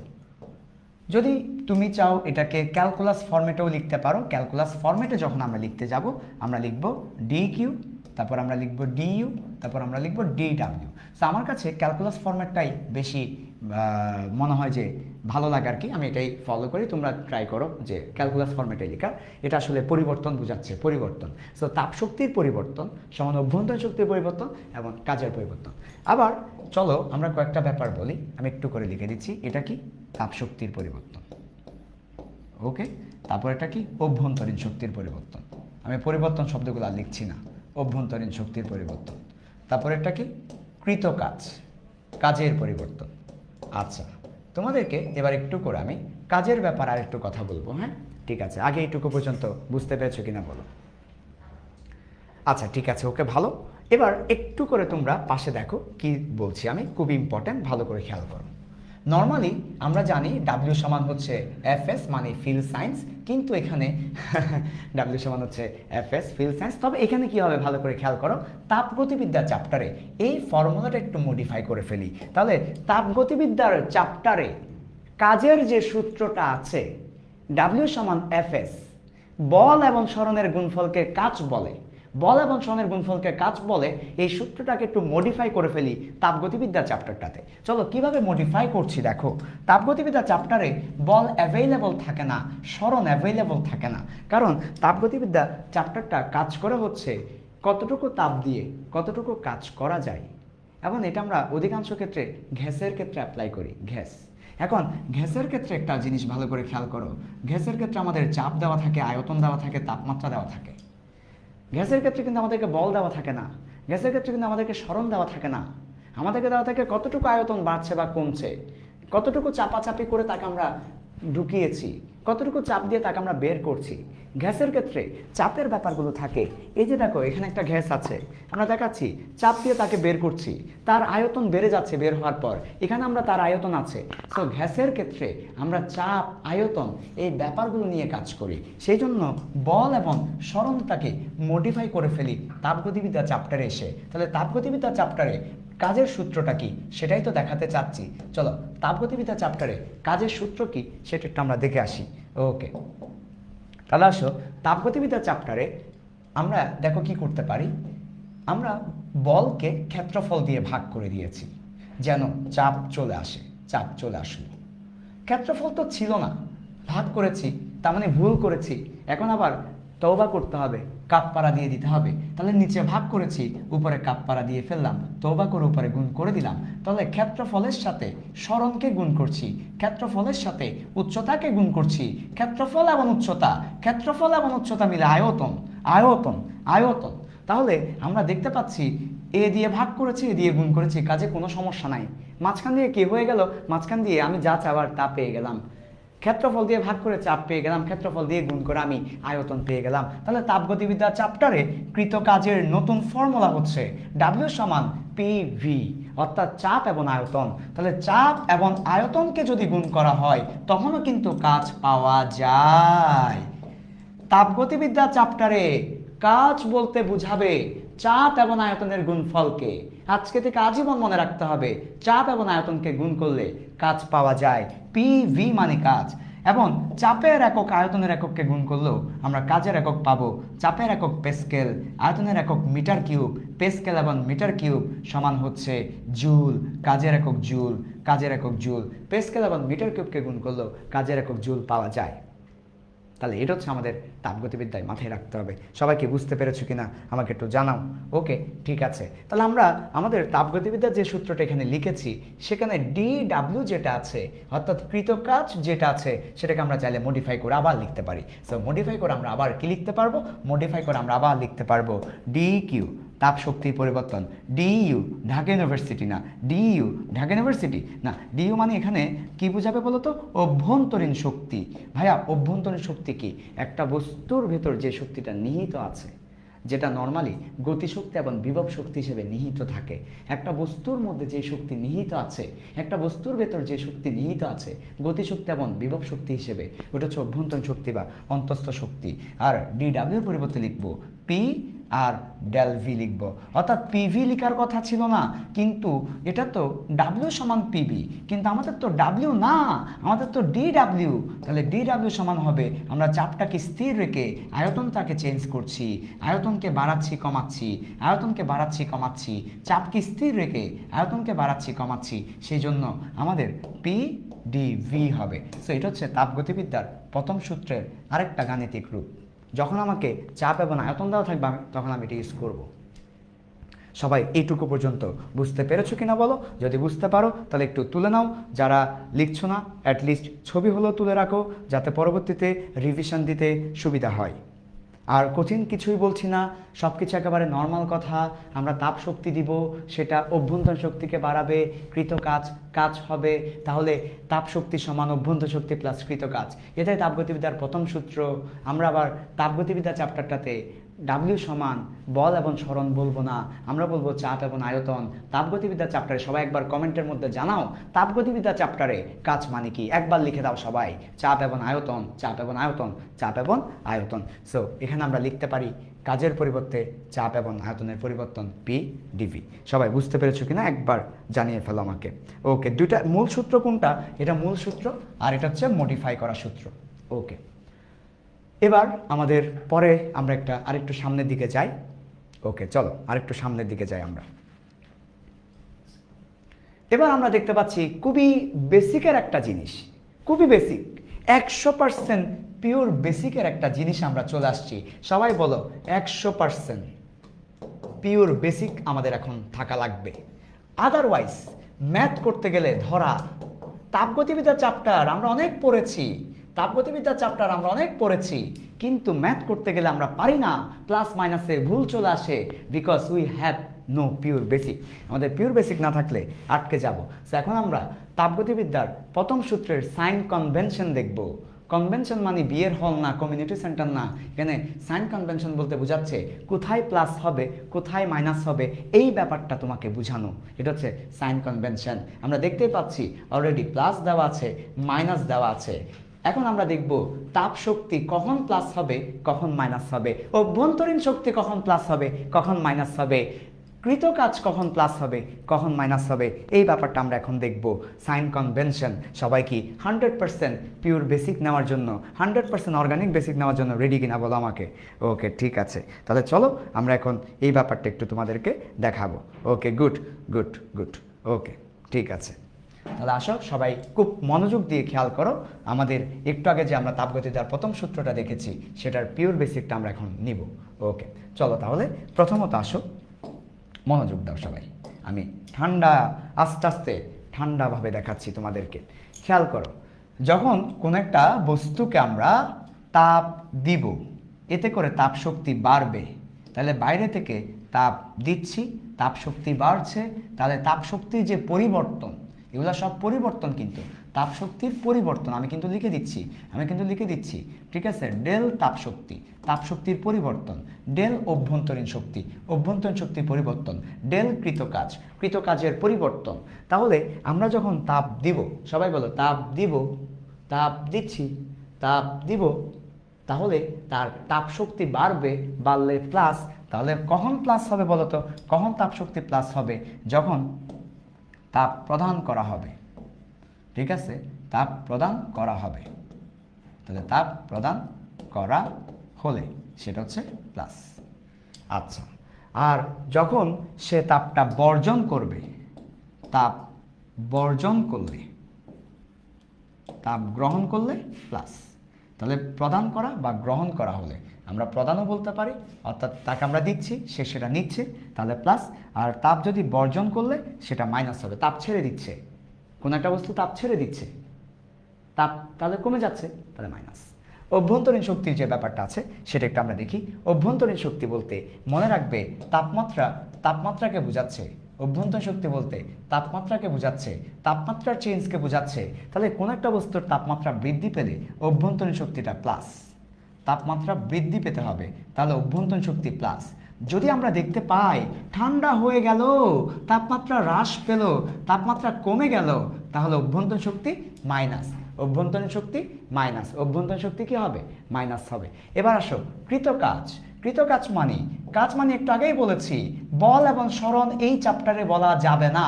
এই চ্যাপ্টারে বলতে হবে কতটুকু আয়তন বৃদ্ধি পেয়েছে, কতটুকু আয়তন বৃদ্ধি পেয়েছে, কতটুকু মোটা হয়েছে, কতটুকু ফুলেছে, কতটুকু প্রসারিত হয়েছে, সেটাই এই চ্যাপ্টারের কাজ। তাহলে যখন প্রসারিত হবে তখন কাজ পজিটিভ, যখন সংকুচিত হবে তখন কাজটা নেগেটিভ। তাহলে আমাদের প্রসারিত হলে কাজটা পজিটিভ, সংকুচিত হলে কাজটা নেগেটিভ। প্রসারিত হলে কাজটা পজিটিভ, সংকুচিত হলে কাজটা নেগেটিভ। অন্যভাবেও বলা যায়, অথবা আমরা বলতে পারি যে কেউ যদি প্রসারিত হয় তাহলে সে নিজেই পরিবেশের উপর কাজ করছে। এখন মনে রাখবে, আমাদের তাপগতিবিদ্যায় কোনো এই যে সিলিন্ডারকে, কোনো বস্তুকে আমরা বলি সিস্টেম। তাহলে সিস্টেম নিজেই ফুলে গেছে, সিস্টেম নিজেই কাজ করেছে, সিস্টেম নিজেই কাজ করেছে। সিস্টেম নিজেই কাজ করলে সেটা হচ্ছে প্রসারিত হবে। সিস্টেম বলতে কি, ওই যে সিলিন্ডার, ওই যে বস্তুটা। আর যখন সংকুচিত হবে, মনে করো একটা বেলুন আছে, বেলুন বেলুন কখন সংকুচিত হবে? যখন চারপাশের পরিবেশ বেলুনকে চাপ দিবে, বেলুনের আয়তন কমে যাবে, ঠিক কিনা? চারপাশের, তাহলে চারপাশকে আমরা বলি পরিবেশ। পরিবেশ যখন কাজ করবে, পরিবেশ যখন চাপ দিবে, পরিবেশ যখন কাজ করবে, তখন সেটা হবে নেগেটিভ। তাহলে সিস্টেম কাজ করলে পজিটিভ, পরিবেশ কাজ করলে নেগেটিভ। পরিবেশ যদি কাজ করে নেগেটিভ, পরিবেশ কাজ করলে নেগেটিভ, পরিবেশ কাজ করলে নেগেটিভ। সবাই বুঝতে পারছো কিনা দেখো, এটা খুবই ইম্পর্টেন্ট। কেননা একটু পর আমরা যখন ম্যাথ করতে যাব তখন আমাদের মান দেওয়া থাকবে, কিন্তু প্লাস নাকি মাইনাস সেটা বলা থাকবে না। আমাদেরকে মান দেওয়া থাকবে, কিন্তু প্লাস নাকি মাইনাস সেটা হবে বলা থাকবে না। আমরা প্লাস বসাবো নাকি মাইনাস বসাবো এটা ডিপেন্ড করবে এই ছকের উপরে। সবাই ছকটা বুঝতে পেরেছো কিনা একটু বলে ফেলো আমাকে, সবাই একটু জানাও। এবং ছকটা অবশ্যই তুলে নাও, খুবই ইম্পর্টেন্ট একটা ছক, সবাই দ্রুত তুলে নাও। ওকে, ঠিক আছে। ওকে, একজনে বলেছে যে অভ্যন্তরীণ শক্তি মাইনাস হবে যদি টেম্পারেচার বের হয়ে যায়, তাপ শক্তি হ্রাস পায়, তাপ শক্তি হ্রাস পায়। ওকে, তাপমাত্রা হ্রাস পেলে অভ্যন্তরীণ শক্তি কি হবে? নেগেটিভ হবে। তাপমাত্রা বৃদ্ধি পেলে অভ্যন্তরীণ শক্তি পজিটিভ হবে। ঠিক আছে, সবাই একটু তুলে নাও, এটা খুবই ইম্পর্টেন্ট। সবাই একটু তুলে নাও, পারলে ছবিও তুলে রাখো, কোনোভাবেই মিস করিও না এটা। ওকে, গুড। চলো আমরা একটু দেখি। তাহলে এখানে একটু বেশি ইম্পর্টেন্টের মধ্যে আবার ইম্পর্টেন্ট হচ্ছে কৃতকাজেরটা। তোমরা কৃতকাজেরটা আরেকবার মহাব্বতের দৃষ্টিতে দেখো এবং মাথায় নেওয়ার চেষ্টা করো। এই চ্যাপ্টারটাতে, তাপগতিবিদ্যা চ্যাপ্টারে কেউ যদি ফুলে যায়, মোটা হয়ে যায়, সেটা হবে পজিটিভ কাজ। তাহলে প্রসারিত হলে পজিটিভ কাজ, আর প্রসারিত হতে হলে তাকে নিজেকে ফুলতে হবে, নিজেকে কাজ করতে হবে। তাহলে সিস্টেম নিজেই যদি কাজ করে সেটা হবে পজিটিভ কাজ। আর যদি সংকুচিত হয় নেগেটিভ কাজ, অর্থাৎ চারপাশ থেকে তাকে সংকুচিত করেছে, পরিবেশ যখন সংকুচিত করবে তাকে, পরিবেশ যখন কাজ করবে নেগেটিভ কাজ। কথা কি বুঝতে পারছো? ঠিক আছে, ওকে, গুড। চলো আমরা কয়েকটা ম্যাথ করলে আমাদের এই ব্যাপারগুলো ক্লিয়ার হবে। আমরা এখন ম্যাথে যাচ্ছি, কয়েকটা ম্যাথ তোমাকে আমরা দেখাচ্ছি। প্রথম ম্যাথ বলা হচ্ছে যে একটি সিস্টেম, এখানে সবকিছু আসলে সিস্টেম দিয়ে প্রশ্ন করবে। সিস্টেম বলা থাকবে, সিস্টেমের বাংলা বলা থাকতে পারে। সিস্টেমের বাংলা হচ্ছে সংস্থা। তাহলে একটা সিস্টেম অথবা সংস্থা 600 জুল তাপ শক্তি শোষণ করে, লিখো সবাই প্রশ্নটা আমার সাথে সাথে, 600 জুল তাপ শক্তি শোষণ করে। এরপর আমাকে জিজ্ঞেস করেছে 600 জুল তাপ শক্তি শোষণ করে, এরপরে বলা হচ্ছে পরিবেশ সিস্টেমের উপর 300 জুল কাজ করে। ওকে, ভালো। জিজ্ঞেস করেছে সিস্টেমের তাপমাত্রা বৃদ্ধি পাবে কিনা, এই হচ্ছে আমাদের প্রশ্ন। কথা কি বুঝতে পারছো? এই হচ্ছে আমাদের প্রশ্ন। যে সিস্টেমের তাপমাত্রা বৃদ্ধি পাবে কিনা, দুঃখিত কিনা বানানটা কিনা। ওকে, সবাই প্রশ্নটা লিখে ফেলো, আমরা এই প্রশ্নটা সলভ করে দিব তোমাকে, তাহলে তুমি বুঝতে পারবে কিভাবে প্লাস মাইনাস আমরা বসাচ্ছি। ওকে, আচ্ছা ঠিক আছে। তাহলে বলা হচ্ছে একটা সিস্টেম যার বাংলা হচ্ছে সংস্থা, তাহলে সিস্টেম যাকে আমরা বাংলা অন্য কী নামে রাখতে পারি, সংস্থা নামে রাখতে পারি, সেটা 600 জুল তাপশক্তি শোষণ করে। 600 জুল তাপশক্তি শোষণ করে সে। আচ্ছা ঠিক আছে, ভালো। তারপর বলা হচ্ছে তাহলে শোষণ করা, শোষণ মানে কি সেটা আমাকে আগে বুঝতে হবে। একটা সিস্টেম আমার কাছে আছে, একটা সিস্টেম আমার কাছে আছে, এই যে একটা সিস্টেম, আমি বললাম এটা একটা সিস্টেম। এই সিস্টেম শোষণ করছে মানে কি, সে নিচ্ছে, তাকে আমরা বাইরে থেকে দিচ্ছি আর সেটা সে নিচ্ছে। তাহলে শোষণ মানে কি, ছেড়ে দিচ্ছে নাকি নিচ্ছে? নিচ্ছে। তাহলে ছেড়ে দিলে মাইনাস, নিলে প্লাস। তাহলে আমাদের এই 600 জুল যে তাপশক্তিটা দিয়েছে সেটা হচ্ছে পজিটিভ। আমরা তাহলে কি লিখতে পারি দেখো, আমরা আমাদের সলভটা দেখাচ্ছি। তাহলে আমাদের ডেল কিউ আমরা লিখলাম যে তাপগতিবিদ্যার প্রথম সূত্র D Q DU plus DW. Okay, আমরা তাহলে আমাদের তাপগতিবিদ্যার প্রথম সূত্রটা তোমাদেরকে এখানে লিখে দিয়েছি। দেওয়ার পর যেহেতু সে নিচ্ছে, শোষণ করছে মানে নিচ্ছে, তাহলে আমাদের তাপ শক্তিটা হবে পজিটিভ। কখন নেগেটিভ হবে? যদি সে ছেড়ে দিত, বর্জন করত। সে তো বর্জন করে নাই, শোষণ করেছে, পজিটিভ হবে। আচ্ছা, এবার আমাদের বলা হচ্ছে পরিবেশ সিস্টেমের উপর কাজ করেছে, তাহলে পরিবেশ কাজ করেছে। পরিবেশ কাজ করলে মাইনাস, পরিবেশ কাজ করলে মাইনাস কার উপর? সিস্টেমের উপরে পরিবেশ চাপ দিয়েছে, কাজ করেছে, মাইনাস। একক লিখতে হবে না। সো ডিইউ কি আসছে দেখো, ডিইউ হচ্ছে 900 হয়ে যাচ্ছে, 900 জুল। তাহলে অভ্যন্তরীণ শক্তি পজিটিভ এসেছে, যেহেতু অভ্যন্তরীণ শক্তি পজিটিভ, যেহেতু ডেল ইউ পজিটিভ এসেছে, তাহলে আমরা এখান থেকে কমেন্ট করতে পারি তাপমাত্রা বৃদ্ধি পাবে। যেহেতু অভ্যন্তরীণ শক্তি পজিটিভ এসেছে, এখান থেকে আমরা কমেন্ট করতে পারি তাপমাত্রা বৃদ্ধি পাবে, তাপমাত্রা বৃদ্ধি পাবে। সেটাই আমাদেরকে জিজ্ঞেস করেছে, সিস্টেমের তাপমাত্রা বৃদ্ধি পাবে কিনা। ডেফিনেটলি সিস্টেমের তাপমাত্রা বৃদ্ধি পাবে। ওকে, গুড। চলো আমরা তাহলে কিভাবে প্লাস এবং কিভাবে মাইনাসকে অ্যাপ্লাই করতে হচ্ছে সেই ব্যাপারটা বুঝেছি। দেখো, পরিবেশ কাজ করেছে তাই মাইনাস বসিয়েছি। আমাকে কিন্তু প্লাস না মাইনাস সেটা বলা নাই, আমাকে বলেছে 300 জুল কাজ করেছে। প্লাস না মাইনাস সেটার জন্য এই সাইন কনভেনশন আমাদের লাগবে। এরপর আমাকে বলেছে শোষণ করেছে, মানে সে নিচ্ছে, তার মানে পজিটিভ। অভ্যন্তরীণ শক্তি পজিটিভ মানে তাপমাত্রা বৃদ্ধি পাচ্ছে, অভ্যন্তরীণ শক্তি নেগেটিভ আসলে তাপমাত্রা হ্রাস পেত। তোমরা সবাই বলো এই অঙ্কটা তোমরা বুঝতে পেরেছো কিনা। ওকে, গুড। যারা সঠিক অ্যান্সার দিয়েছো তোমাদের জন্য কেয়া কসমেটিক্সের পক্ষ থেকে আকর্ষণীয় হাততালি। ওকে, গুড, ঠিক আছে, বাসায় চলে যাবে গিফট। চলো এবার আমরা আরেকটা বেসিক তোমাকে দেখাই। এই বেসিকটা মারাত্মক বেসিক, সবাই লিখো কি বেসিক? মারাত্মক বেসিক। লিখে ফেলো, মারাত্মক একটা বেসিক তোমাকে দিচ্ছি, এটা খুবই ইম্পর্টেন্ট। মারাত্মক বেসিকটা লিখে ফেলো তো দেখি সবাই। অভ্যন্তরীণ শক্তি পথের উপর নির্ভর করে না, অভ্যন্তরীণ শক্তি পথের উপর নির্ভর করে না, অভ্যন্তরীণ শক্তি পথের উপর নির্ভর করে না। বড় করে লিখো, অভ্যন্তরীণ শক্তি পথের উপর নির্ভর করে না। মারাত্মক বেসিক, যেই বেসিকের জন্য তুমি আটকে যাবে সেই বেসিকটা লিখে ফেলো, অভ্যন্তরীণ শক্তি পথের উপর নির্ভর করে না। চলো এবার একটু বুঝাই দিই, অভ্যন্তরীণ শক্তি পথের উপর নির্ভর করে না এ কথার অর্থ কি। এ কথার অর্থ হচ্ছে এই অভ্যন্তরীণ শক্তি পথের উপর নির্ভর করে না, এ কথার অর্থ হচ্ছে ধরো আমার একটা বরফ আছে, একটা অবস্থা আছে বরফ, হ্যাঁ বরফ।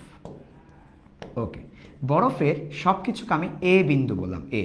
তার মানে বরফের যে চাপ সেটাকে আমি বললাম পি এ, বরফের যে আয়তন ভি এ, বরফের যে তাপমাত্রা টি এ, সব কিছুকে আমি এ বলেছি। তাহলে এ মানে এ নয়, মনে করো বরফের বর্তমান অবস্থা। এবার বরফকে আমি মনে করো পানি করেছি, পানির সব কিছুকে আমি বি বলেছি। এবার পানিকে আমি জলীয় বাষ্প করেছি, জলীয় বাষ্পের সব কিছুকে আমি সি বলেছি। তাহলে আমি প্রথমে এ থেকে বিতে গিয়েছি, বরফ থেকে পানিতে, তারপর আমি বি থেকে সিতে গিয়েছি, অর্থাৎ পানি থেকে এবার জলীয় বাষ্পে।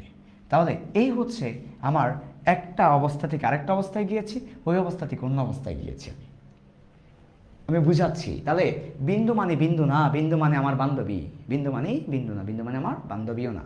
বিন্দু মানে হচ্ছে এখানে ওই যে ধরো এটা একটা অবস্থা, মনে করো এটা বরফ, ওই বরফের তাপমাত্রা, ওই বরফের চাপ, ওই বরফের আয়তন সব কিছুকে আমরা এ দিয়ে প্রকাশ করেছি। একইভাবে বি মানে বি নয়, বি মানে বিয়ে নয়, বিয়ে পাতলা বুড়ো, বিয়েও নয়। বি মানে কি? বি মানে অন্য একটা অবস্থা। সি মানে অন্য একটা অবস্থা। ওকে, এখন আমরা দেখো ভালো করে খেয়াল করো, অন্যভাবেও যদি একটু বলি, খেয়াল করো, আমরা এ থেকে সিতে যাব, এ থেকে সিতে আমরা দুইভাবে যেতে পারি। কয়ভাবে যেতে পারি স্যার বলেন তো?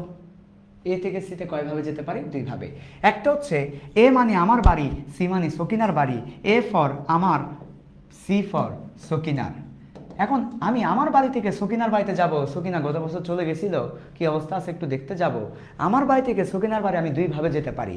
একটা হচ্ছে সরাসরি, আর একটা হচ্ছে বন্ধুর বাড়ির সামনে দিয়ে, বি মানে বন্ধু, আর একটা হচ্ছে বন্ধুর বাড়ির সামনে দিয়ে আমি সকিনার বাড়ি যেতে পারি। প্রথমবার যখন সকিনার বাড়ি যাব, ভয় লাগছে, সেই জন্য বন্ধুকে সাথে নিয়ে যাব। তাহলে আমার বাড়ি থেকে প্রথমে বন্ধুর বাড়ি গেলাম, বন্ধুকে সাথে নিলাম, সাহস বাড়ছে, এখন এখন বন্ধু আছে, ভয় কি। এবার বন্ধুকে নিয়ে সকিনার বাড়ি গেলাম, তাহলে প্রথমবার বন্ধুর বাড়ির সামনে দিয়ে সকিনার বাড়ি গিয়েছি, তাহলে এ থেকে বি হয়ে তারপর সি। আরেকটা উপায় আছে যাওয়ার, সেটা হচ্ছে পরের বার যখন সাহস বেড়ে গেল, একবার তো গিয়েছি সকিনার বাড়ি, একবার গিয়েছি, সাহস বেড়ে গিয়েছে, এবার আর বন্ধুতন্ত্র বাদ, এবার ডাইরেক্ট চলে যাব এ থেকে সি। তাহলে বলো তো আমি কয়ভাবে এ থেকে সিতে যেতে পারি, আমি কয়ভাবে সকিনার বাড়ি যেতে পারি? দুইভাবে সকিনার বাড়ি আমি যেতে পারি। একটা হচ্ছে কি, একটা হচ্ছে বন্ধুর বাড়ির সামনে দিয়ে, আরেকটা হচ্ছে আমি সরাসরি চলে যাব। আচ্ছা, এখন আমরা যদি আমাদের তাপগতিবিদ্যার কথাই বলি, তাহলে তাপগতিবিদ্যার কথা হচ্ছে এ বিন্দু থেকে বি হয়ে সিতে যাওয়া যাবে, সরাসরিও যাওয়া যাবে। এখন অভ্যন্তরীণ শক্তি আমি মাপবো, অভ্যন্তরীণ শক্তির পরিবর্তন আমি মেপে দেখব। আমি যদি দেখি, তাহলে দেখো প্রথমে দেখা যাচ্ছে এ থেকে সিতে যে অভ্যন্তরীণ শক্তিটা পাওয়া যাচ্ছে, সেটা এ থেকে বিতে যাব ওটার অভ্যন্তরীণ শক্তি, এবং বি থেকে সিতে যাব ওটার অভ্যন্তরীণ শক্তির যোগফলের সমান হচ্ছে। অর্থাৎ অভ্যন্তরীণ শক্তিটা পথের উপর ডিপেন্ড করছে না, এটা শুধুমাত্র শুরুর বিন্দু এবং শেষ বিন্দুর উপর নির্ভর করছে। তুমি যেই পথ দিয়েই যাও না কেন, তুমি যেই পথ দিয়েই যাও না কেন, কোন পথ দিয়ে যাচ্ছি এটা ইম্পর্টেন্ট না। মনে করো আমি আরেকটা পথ দিয়ে যাচ্ছি, এই যে আরেকদিন মনে করো সকিনার বাড়ি যাচ্ছি আমি বাইক নিয়ে আমি স্ট্যান্ডবাজি করতে করতে, এই যে ডিঙ্গে চিকা করে আমি এই পথ দিয়ে যাচ্ছি, কোনো সমস্যা নাই, এটার নাম দিলাম এ ডি সি। তুমি যেই পথ দিয়ে যাও না কেন, অভ্যন্তরীণ শক্তিটা কি আসবে? অভ্যন্তরীণ শক্তি সেম আসবে। অর্থাৎ অভ্যন্তরীণ শক্তি শুধুমাত্র শুরু এবং শেষ বিন্দুর উপর নির্ভর করে। তাহলে এ থেকে সিতে সরাসরি গেলেও যা আসবে, এ থেকে বি হয়ে সিতে গেলেও তাই আসবে, এ হতে ডি হয়ে সিতে গেলেও তাই আসবে। অভ্যন্তরীণ শক্তি পথের উপর নির্ভর করে না, এটা শুরু এবং শেষ বিন্দুর উপর নির্ভর করে। ঠিক আছে, যতক্ষণ পর্যন্ত তোমার শুরু এবং শেষ সেম থাকবে, তুমি যেই পথ দিয়ে যাও না কেন অভ্যন্তরীণ শক্তি সেম হবে। মনে করুন তুমি চকবাজার থেকে আন্দরকিল্লা যাবে, চকবাজার থেকে আন্দরকিল্লা তুমি যেই পথেই যাও না কেন, চকবাজার থেকে আন্দরকিল্লা তুমি তিনটা পথে যাওয়া যায়, যেই পথেই যাও না কেন গাড়ি ভাড়া সেম আসবে, যেই পথেই যাও না কেন গাড়ি ভাড়া সেম আসবে। তুমি দূরের পথ দিয়ে যাও, কাছের পথ দিয়ে যাও, আঁকা বাঁকা পথ দিয়ে যাও, সব সেম আসবে। তার মানে অভ্যন্তরীণ শক্তি কোন পথ দিয়ে যাচ্ছি এটার উপর নির্ভর করছে না, অভ্যন্তরীণ শক্তির পরিবর্তন পথের উপর নির্ভর করে না। সেটা খুবই ইম্পর্টেন্ট সবাই, তাহলে এই কনসেপ্টটা তুলে নাও সবাই, এটা খুবই ইম্পর্টেন্ট, সবাই এই কনসেপ্টটা তুলে নাও। অভ্যন্তরীণ শক্তি পথের উপর নির্ভর করে না, এবং আমি যেই চিত্রটা এঁকেছি এই চিত্রটা এঁকে তুমি এই সূত্রটা লিখে ফেলো এবং লিখো এটাই শুধু, ঠিক আছে, অভ্যন্তরীণ শক্তি শুধু শুরু এবং শেষ বিন্দুর উপর নির্ভর করে, শুরু ও শেষ বিন্দুর উপর নির্ভর করে।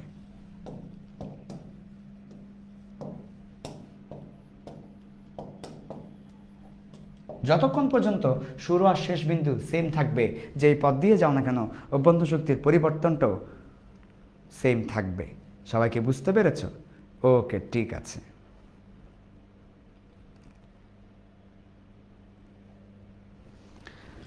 চলো এবার আমরা আরেকটু সামনের দিকে যাই।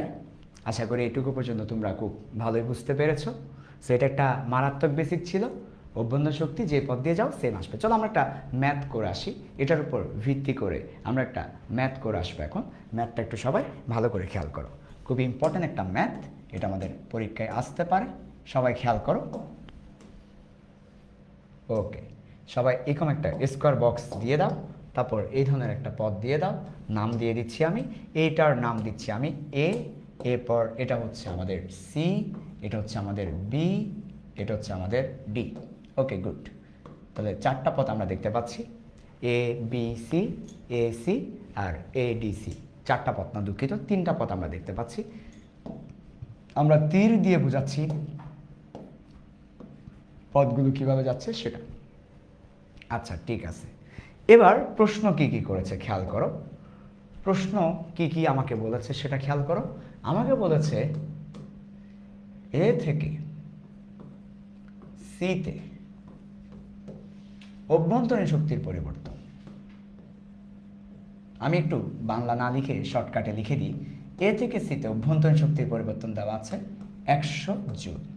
আচ্ছা, তাহলে এটা আমাকে প্রশ্ন দেওয়া আছে এ থেকে সিতে অভ্যন্তরীণ শক্তির পরিবর্তন হচ্ছে 100 জুল। এ থেকে সিতে যাওয়ার সময় অভ্যন্তরীণ শক্তির পরিবর্তন হচ্ছে 100 জুল। ভালো। তারপর আমাকে আরেকটা ব্যাপার আছে, এটা একটা গ্রাফ দেওয়া আছে। গ্রাফও কিন্তু অনেক কিছুই নির্দেশ করে। এটা হচ্ছে আয়তনের গ্রাফ, তার মানে এটা হচ্ছে ভি, আয়তন ভি। আর এটা চাপের গ্রাফ, তার মানে চাপ পি। এই তো এসআই এককে দেওয়া আছে, এককগুলো এসআই একক, কাজে একক নিয়ে টেনশন নাই। তারপর আমাকে এ থেকে বি পথের কাজ দেওয়া আছে 60 জুল। এ থেকে বি পথের কাজ দেওয়া আছে 60 জুল। আচ্ছা ঠিক আছে। এরপর আমাকে একইভাবে এ থেকে ডি হয়ে সি পথের শক্তি দেওয়া আছে 200 জুল। ওকে, এই সব কিছু আমার প্রশ্ন দেওয়া আছে। এবার আমাকে যেটা ফাইন্ড আউট করতে বলেছে, আমাকে যেটা ম্যাথ করে দেখাতে বলেছে, এগুলো আমাকে দেওয়া আছে, আমি মার্ক করলাম, এগুলো আমাকে দেওয়া আছে। এবার আমাকে বের করতে বলেছে, এগুলো গিভেন ডাটা। আমাকে প্রশ্ন কি করেছে দেখো, প্রশ্ন করেছে আমায় প্রশ্ন করে, কি প্রশ্ন করেছে দেখো। প্রথম প্রশ্ন হচ্ছে ডি এ বি সি পথের কৃত কাজটা কত। ও এটাও কিন্তু কাজ ছিল, ডি কিউ ছিল, এটা ডি কিউ। আমাকে জিজ্ঞেস করেছে D Q A B C পথে ডি কিউটা কত। আরেকটা প্রশ্ন আমাকে করেছে, সেটা হচ্ছে D W A B C পথে এটা কত। এই হচ্ছে আমার দুটো প্রশ্ন। সবাই প্রশ্নটা সুন্দরভাবে তুলে নাও, এটা খুবই ইম্পর্ট্যান্ট একটা প্রশ্ন, তোমার বেসিক একেবারে ক্লিয়ার করে দিবে তাপগতিবিদ্যার প্রথম সূত্র থেকে, খুবই ইম্পর্ট্যান্ট। সবাই ভালো মতো করে নাও। আশা রাখি হয়তো তোমাদের বোর্ড পরীক্ষায় কিংবা এমসিকিউতে কিংবা এডমিশন টেস্টে এই প্রশ্ন চলে আসবে ইনশাআল্লাহ। সবাই সুন্দরভাবে এটা তুলে নাও, একদম চমৎকারভাবে তুলে নাও। প্রশ্নটা তোলা হলে একটু বলো, সবাই তোলা হলে বলো। ওকে, এই বার্গার করিস না, বার্গার খাওয়াবো তো তোদেরকে, বলছি না বার্গার খাওয়াবো। ঠিক আছে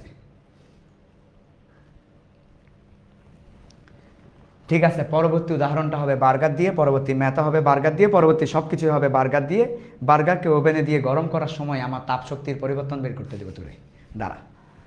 ঠিক আছে ওকে, তাহলে আমরা যেটা বলছিলাম এইটুকু পর্যন্ত প্রশ্ন তোলা হলে ম্যাথ দেখবো। এখন এই পুরো ম্যাথটা হচ্ছে বেসিকের একটা ম্যাথ। চলো আমরা একটু দেখি কিভাবে আমরা এই ম্যাথটা করাচ্ছি তোমাদেরকে। ওকে, তাহলে প্রথমত আমাদেরকে যেটা করতে হবে সেটা হচ্ছে এই কি কি দেওয়া আছে সেটা আগে দেখতে হবে, আর কি কি বের করতে হবে সেটা আমাকে একটু দেখতে হবে। আচ্ছা ঠিক আছে, তাহলে চলো আমরা এবার আমাদের এই ম্যাথকে একটু ছোট করে, তোমরা তো তুলে ফেলছো না, এবার এই ম্যাথকে আমরা একটু ছোট করে দেখাই। ওকে, তাহলে এটা আমার দেওয়া আছে, এটা আমি এখানে নিয়ে আসলাম, আর আমার বের করতে হবে এই জিনিসগুলো, এটাকে আমি এখানে নিয়ে আসলাম। আমি এবার আমার এই জায়গায় ম্যাথ করব। ওকে, সবাই ভালো করে খেয়াল করো। ওকে, সো আমি এখন এই জায়গায় ম্যাথগুলো দেখাবো তোমাদেরকে, সবাই ভালো করে খেয়াল করো। কিভাবে আমি সলভ করছি সেটা একটু নজরে রাখো তোমরা, কিভাবে আমি এটা সলভ করছি সেটা একটু ভালো করে খেয়াল করো। প্রথমত আমাকে একটা পথের কথা বলা আছে, সেটা হচ্ছে D Q A B C. এখন তাহলে আমি এ বি সি এই পথ আমি নিলাম। এই যারা বার্গার করছে, যে চলে আসছে অ্যারাবিয়ান বার্গার ক্রিস্পি অথবা অ্যারাবিয়ান ব্রোস্ট চিকেন। ঠিক আছে, তাহলে এ বি সি পথে, কোন পথে? অ্যারাবিয়ান ব্রোস্ট চিকেন পথে। ঠিক আছে, দেখো এবার এই পথে কি হবে, এই পথে D Q A B C সমান D U A B C plus D W A B C. Okay, good. এখন কি কি ইনফরমেশন দেওয়া আছে দেখো, আমাকে ডি ডাব্লিউ এ বি সিও দেওয়া নাই, আর কি এরপর হচ্ছে ডিইউ এ বি সিও দেওয়া নাই, কিন্তু আমি হিন্টস পাচ্ছি। কি হিন্টস পাচ্ছি দেখো, আমাকে কিন্তু ডিইউ এ থেকে সি দেওয়া আছে। একটু আগেই বলেছি, একটু আগের চিত্রটা সবাই খেয়াল করো, একটু আগের চিত্রটা সবাই খেয়াল করো। সবাই আগের চিত্রে দেখতে পাচ্ছি আমরা এ বি সি পথ অভ্যন্তরীণ শক্তির পরিবর্তন যা হবে, এ থেকে সি পথ অভ্যন্তরীণ শক্তির পরিবর্তনও তাই হবে। তাহলে এ থেকে সি পথ অভ্যন্তরীণ শক্তির পরিবর্তন যা, এ বি সি পথ অভ্যন্তরীণ শক্তির পরিবর্তনও তাই। কাজে আমরা একেবারে সরাসরি এ বি সি পথের জন্য ওই মানটা বসিয়ে দিতে পারি। তাহলে এই মান হবে আমাদের 100 জুল। সবাই বুঝছো কিনা বলো? এটা 100 হবে, প্লাস আছে তাই আমরা প্লাস বসিয়েছি। ওকে, ঠিক আছে, একটা মান আমরা বসিয়ে দিলাম। এবার আসো এ বি সি পথে আমাকে কি বের করতে হবে? কৃত কাজ। এখন অলরেডি এ থেকে বি পথের কাজটা দেওয়া আছে, এ থেকে বি পথে যে কাজ সেটা দেওয়া আছে 60 জুল। এখন আমাদেরকে আমরা তাহলে এটাকে ভেঙে লিখি। এটাকে আমরা ভেঙে লিখলে কি লিখতে পারি দেখো, ডি ডাব্লিউ এ থেকে বিতে যাব প্লাস ডি ডাব্লিউ বি থেকে সিতে যাব। দেখো বুঝছো কিনা? তাহলে প্রথমত আমরা এ থেকে বিতে যাব, তারপর আমরা বি থেকে সিতে যাব। এখন মনে রাখতে হবে, যদি আমার কখনো তুমি দেখো যে আয়তন চেঞ্জ হচ্ছে না, আয়তন চেঞ্জ হচ্ছে না, অর্থাৎ আমি বোঝাতে চাচ্ছি, যদি তুমি কখনো দেখো যে আয়তন বরাবর একদম একটা স্ট্রেট লাইন ওয়াই অক্ষ বরাবর, তাহলে আয়তন চেঞ্জ হচ্ছে না, তাহলে আয়তনের পরিবর্তন শূন্য হলে ওই সময় কোনো কাজ হয় না। তাহলে এই গ্রাফের দুই জায়গায় কোনো কাজ হচ্ছে না, একটা বি থেকে সি, তাহলে ডাব্লিউ ডি ডাব্লিউ বি থেকে সি কাজ হচ্ছে শূন্য, আরেকটা ডি ডাব্লিউ ডি থেকে এ থেকে ডি কাজ হচ্ছে শূন্য। কেননা এই দুইটাতে আয়তন একেবারে ফিক্স, আয়তন চেঞ্জ হচ্ছে না, আয়তন একেবারে ফিক্স, আয়তন চেঞ্জ হচ্ছে না। তাহলে আয়তন যদি চেঞ্জ না হয় তাহলে কৃত কাজ শূন্য। তাহলে এই গ্রাফের দুইটা জায়গায় কোনো কাজ হচ্ছে না, কেননা আয়তন নড়াচড়া করছে না। আয়তন নড়াচড়া না করলে আমরা জানি ডি ডাব্লিউ সমান পিডিভি। ডিভি যদি 0 হয়, আয়তনের চেঞ্জ যদি 0 হয়, আয়তন যদি চেঞ্জ না হয়, আয়তন যদি পরিবর্তন না হয়, আয়তন যদি ফিক্স থাকে, ফিক্স চেঞ্জ হবে না, তাহলে আমার কাজ হবে না, কাজ শূন্য। তাহলে আমাদের দুই জায়গায় আয়তন চেঞ্জ হচ্ছে না, একটা বি থেকে সি পথে, একটা এ থেকে ডি পথে, এই দুই পথে কাজ হচ্ছে শূন্য। কাজেই আমার এ থেকে বি পথে কাজ দেওয়া আছে 60, বি থেকে সি পথে কাজ হচ্ছে শূন্য, আর অভ্যন্তরীণ শক্তি হচ্ছে 100। আমরা পেয়ে গেলাম আমাদের কাজ শক্তি 160 জুল। সো এই হচ্ছে আমাদের কাজ শক্তি, আমরা একটা মান বের করেছি। এবার আরেকটা মান অলরেডি বের করে ফেলেছি, এই যে ডাব্লিউ এ বি সি হচ্ছে 60, তাহলে W D W A B C সেটা হচ্ছে 60 জুল। আরেকটা যদি আমাদেরকে বের করতে বলে ডাব্লিউ ডি থেকে সি কত, মনে করো আরেকটা প্রশ্ন অ্যাড করেছি, অ্যাড করো আরেকটা প্রশ্ন, ডি থেকে সিতে কাজ কত, ডি থেকে সিতে কাজ কত, সেটাও আমরা বের করতে পারবো যদি আমাদেরকে এই যে দেখো ডি কিউ এডিসি আছে। চলো আমরা এটাও বের করি লাস্টেরটা। হ্যাঁ, ওকে। তাহলে আমরা এবার যদি এডিসি পথ চিন্তা করি, আমি এটাকে একটু উপরে তুলে দিচ্ছি। এবার মনে করো আমরা কোনটা বের করছি, এটা সবাই বুঝতে পেরেছো কিনা আমার একটু কমেন্টে জানাও। কে কে বুঝতে পেরেছো, কে কে বুঝতে পারো না আমাকে একটু জানাও, এই জিনিসটা তোমরা বুঝতে পারছো কিনা একটু জানাও। ওকে, চলো এবার আমরা এ ডি সি পথে চিন্তা করি। এবার কি বলবো? এর আগের বার তো A B C Arabian broast chicken বলেছো, এবার কি বলবা? এডিসি। দেখে বলো তো এডিসি মানে কি? হে হে হে, এডিসি মানে কি বলো আমাকে জানাও তোমরা। ঠিক আছে, ওকে। তাহলে এডিসি পথে আমরা কি লিখতে পারি দেখো, ডি কিউ এডিসি সমান D U ADC plus D W ADC. আচ্ছা, ভালো। এবার আমরা কি লিখতে পারি বলো, ডি কিউ এডিসি আমাদেরকে দেওয়া আছে 200 জুল, সো এটা 200। আবার আমরা জানি এটা 100 হবে। কেন? কারণ একটু আগে বলেছি এ থেকে সি পথে অভ্যন্তরীণ শক্তি যা হবে, এ থেকে ডি সি পথে অভ্যন্তরীণ শক্তি তাই হবে, এ থেকে বি সি পথে অভ্যন্তরীণ শক্তি যাই হবে তাই হবে। প্রথম বিন্দু আর শেষ বিন্দু যদি সেম থাকে তাহলে অভ্যন্তরীণ শক্তি যেই পথেই যায় না কেন সেম হবে। তাহলে এ থেকে ডি হয়ে সি পথে অভ্যন্তরীণ শক্তি 100 হবে। আর এটাকে আমরা ভেঙে লিখি D W AD plus D W DC. DW AD plus DW DC, A থেকে ডি, ডি থেকে সি।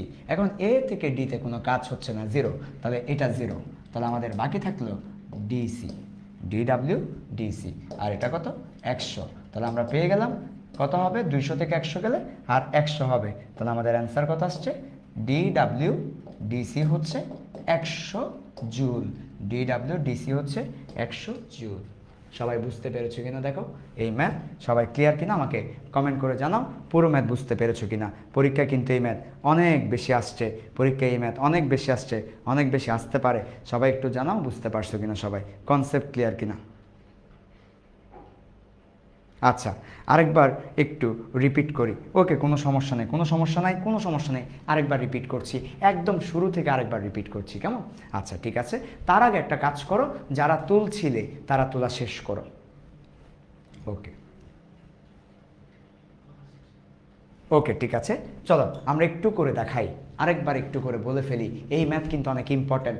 ওকে আচ্ছা, এই ম্যাথের জন্য আমার কি কি লাগবে দেখো, এই ম্যাথের জন্য আমার শুধু একটা বেসিক লাগবে, সেটা হচ্ছে অভ্যন্তরীণ শক্তি পথের উপর নির্ভর করে না, অর্থাৎ আমি যেই পথেই যাই না কেন অভ্যন্তরীণ শক্তিটা সেম আসবে। শর্ত হচ্ছে কি, শুরুর বিন্দু আর শেষ বিন্দুটা সেম থাকা লাগবে।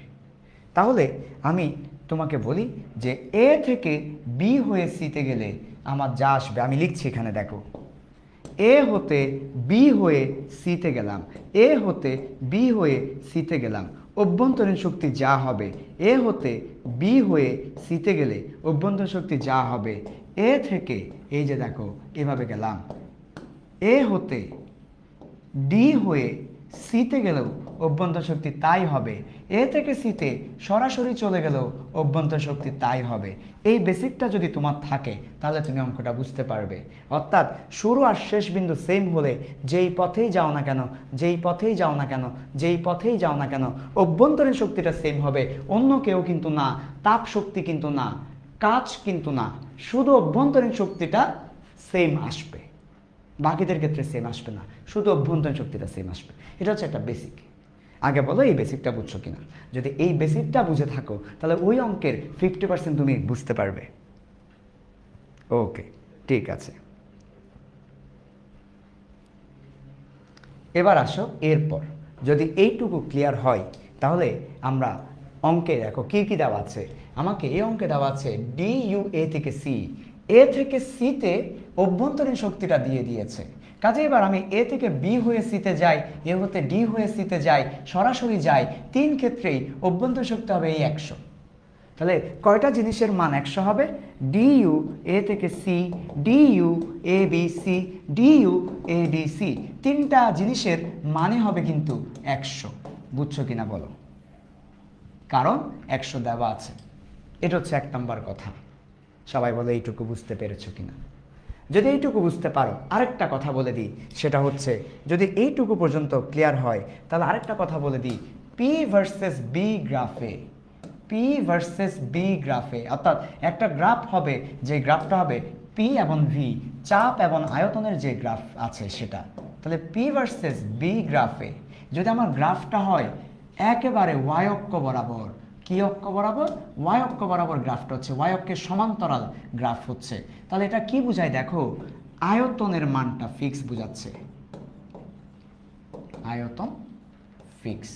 ভাইয়া কিভাবে, আয়তন চেঞ্জ হচ্ছে না, ভাইয়া কিভাবে, ধরো এখানে আমরা আয়তনের মানগুলো দেখাচ্ছি, তো আয়তনের মান মনে করি এখানে 10 মিটার কিউব, 10 মিটার কিউব, তাহলে আয়তনের মান কিন্তু প্রত্যেকটা বিন্দুতে 10 মিটার কিউব, শুধু চাপ চেঞ্জ হচ্ছে, আয়তন কিন্তু নড়াচড়া করছে না।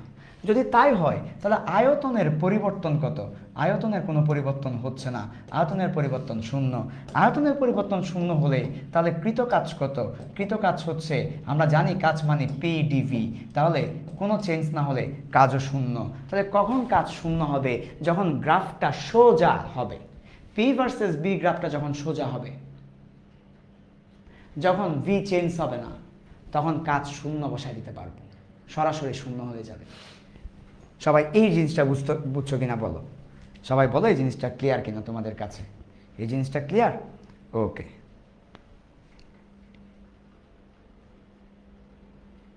ঠিক আছে, এরপর আসো, এইটুকুও যদি ক্লিয়ার হয় তাহলে আমাদের এখানে এই অঙ্কটা করার সময় আমরা তিনটা জিনিস মাথায় রেখে অঙ্কটা করেছি। একটা অভ্যন্তরীণ শক্তি সেম তিনটা পথে, আরেকটা হচ্ছে দুইটা পথের কৃত কাজ শূন্য। এই যে দেখো, সবাই খেয়াল করো, দুইটা পথের কৃত কাজ শূন্য, দুইটা পথের কৃত কাজ শূন্য, দুইটা পথের কৃত কাজ শূন্য। যেই দুইটা পথ আয়তন চেঞ্জ হচ্ছে না, ওই দুইটা পথের কৃত কাজ শূন্য। আর আমরা দেখো ডিইউ এবিসি এর মানও 100 বসিয়েছি, ডিইউ এডিসি এর মানও 100 বসিয়েছি। কেননা ডিইউ এসি এর মান 100 দেওয়া, ডিইউ এসি যা, ডিইউ এবিসি তা, ডিইউ এডিসি তা। তিনটা জিনিসই সেম, কেননা তিনটা জিনিসই এ থেকে শুরু সিতে গেছে, এ থেকে শুরু সিতে গেছে, এ থেকে শুরু সিতে গেছে। শুরু আর শেষ বিন্দু সেম হলে যেই পথ দিয়ে যায় না কেন অভ্যন্তর শক্তির মানটা সেম থাকবে। এইটা আমরা বসাইছি।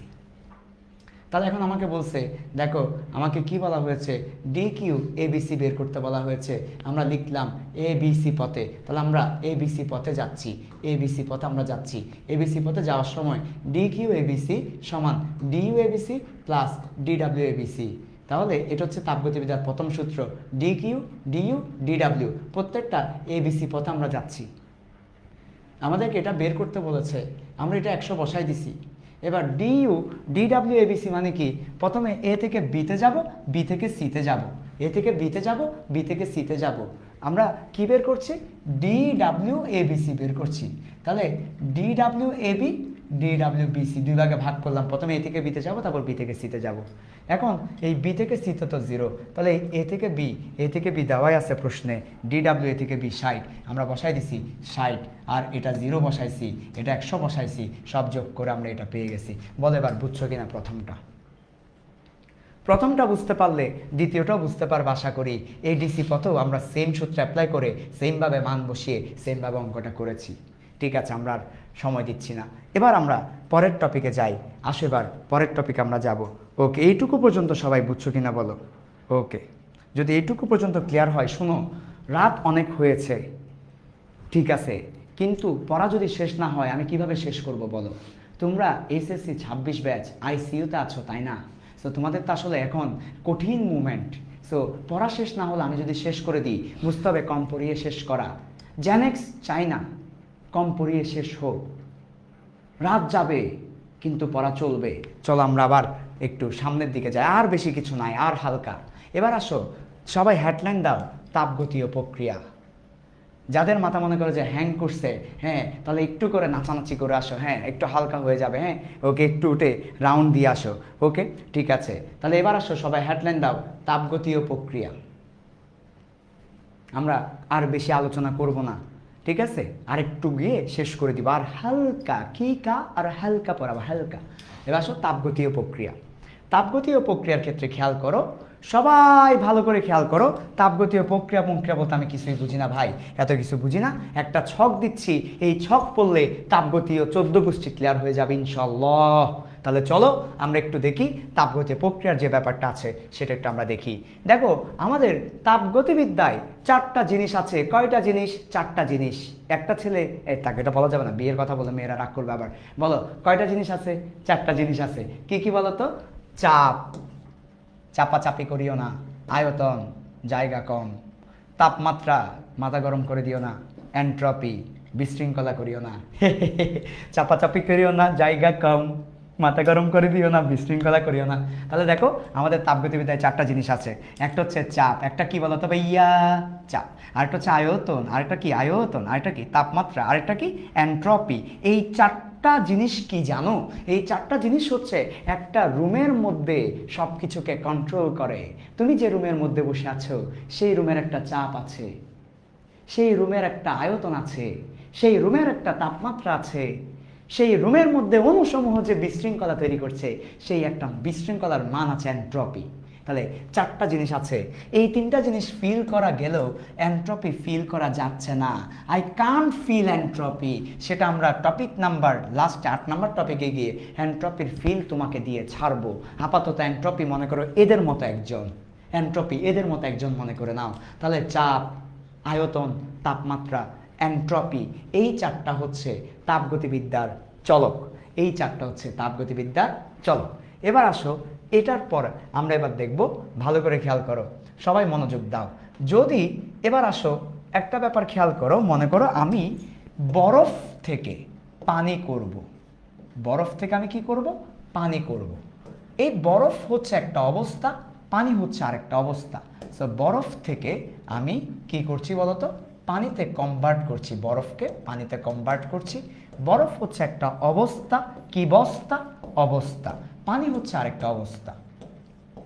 এই বরফ থেকে যখন আমি পানি করব, বরফ একটা অবস্থা, পানি আরেকটা অবস্থা।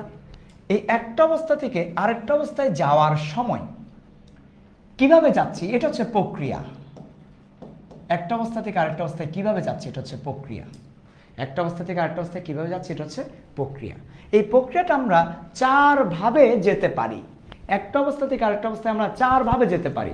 একটা হচ্ছে বরফকে পানি করার সময় আমরা চাপটাকে স্থির রাখবো, চাপটাকে ফিক্স রাখবো, চাপ আমরা দিব না, চাপাচাপি করব না। তাহলে একটা অবস্থা থেকে আরেকটা অবস্থায় যাওয়ার সময় চাপ আমরা দিব না। চাপকে যদি স্থির রাখা হয় তাহলে সেই প্রক্রিয়ার নাম হচ্ছে সমচাপ প্রক্রিয়া। সমচাপ প্রক্রিয়া, সমচাপ প্রক্রিয়া। যদি একটা অবস্থা থেকে আরেকটা অবস্থায় যাওয়ার সময় আয়তন চেঞ্জ না করি তাহলে সম আয়তন প্রক্রিয়া। সম শব্দের অর্থ যেটাকে চেঞ্জ করব না, যেটা সমান থাকবে।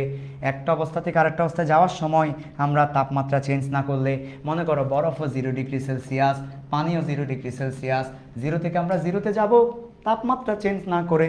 তাপমাত্রা চেঞ্জ না করলে সেই প্রক্রিয়াকে আমরা বলবো সমুষ্ণ প্রক্রিয়া।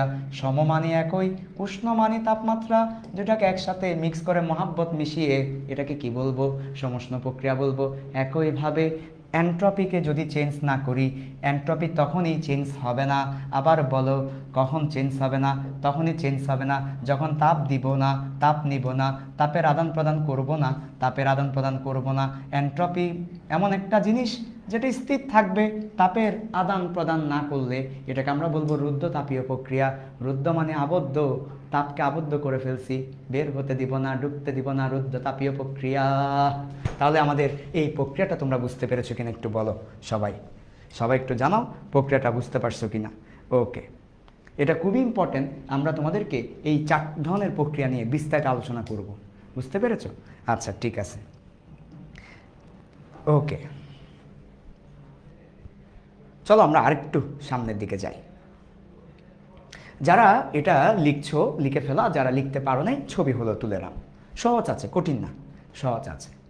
ওকে, এবার আসো সমচাপ প্রক্রিয়া। আমরা একটু আগাই, দ্রুত আগাই, সামনে যেতে হবে। সমচাপ প্রক্রিয়া একটু খেয়াল করো। সমচাপ মানে হচ্ছে চাপটা আমার কি থাকবে? চাপ কনস্ট্যান্ট থাকবে। চাপ কনস্ট্যান্ট রেখে আমরা কাজটা করব। আচ্ছা, সমচাপ প্রক্রিয়ায় আমাদের কি কি লাগবে? দুটো জিনিস লাগবে। একটা হচ্ছে কাজের সমীকরণটা কি হবে? কৃতকাজ। সো সমুষ্ণ প্রক্রিয়ায় কৃতকাজের পরিবর্তন ডিডাব্লিউ সমান হবে পি ডেল ভি, অর্থাৎ চাপটাকে স্থির রেখে আয়তন চেঞ্জ হবে। এটা হচ্ছে কাজের সূত্র, লিখে ফেলো সবাই। আর গ্রাফটা একটু খেয়াল করো, সমচাপ প্রক্রিয়ার গ্রাফটা কেমন হবে সবাই দেখো।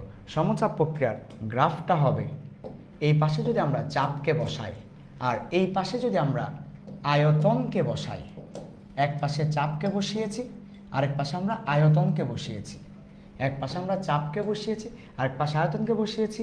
এবার দেখো সমচাপ প্রক্রিয়ায় চাপটা ফিক্স থাকবে, চাপ নড়াচড়া করবে না। তাহলে যেই অক্ষে আমরা চাপ বসাবো ওই অক্ষ নড়াচড়া করবে না। এটা হচ্ছে সমচাপ প্রক্রিয়া গ্রাফ। এটা হচ্ছে গ্রাফ।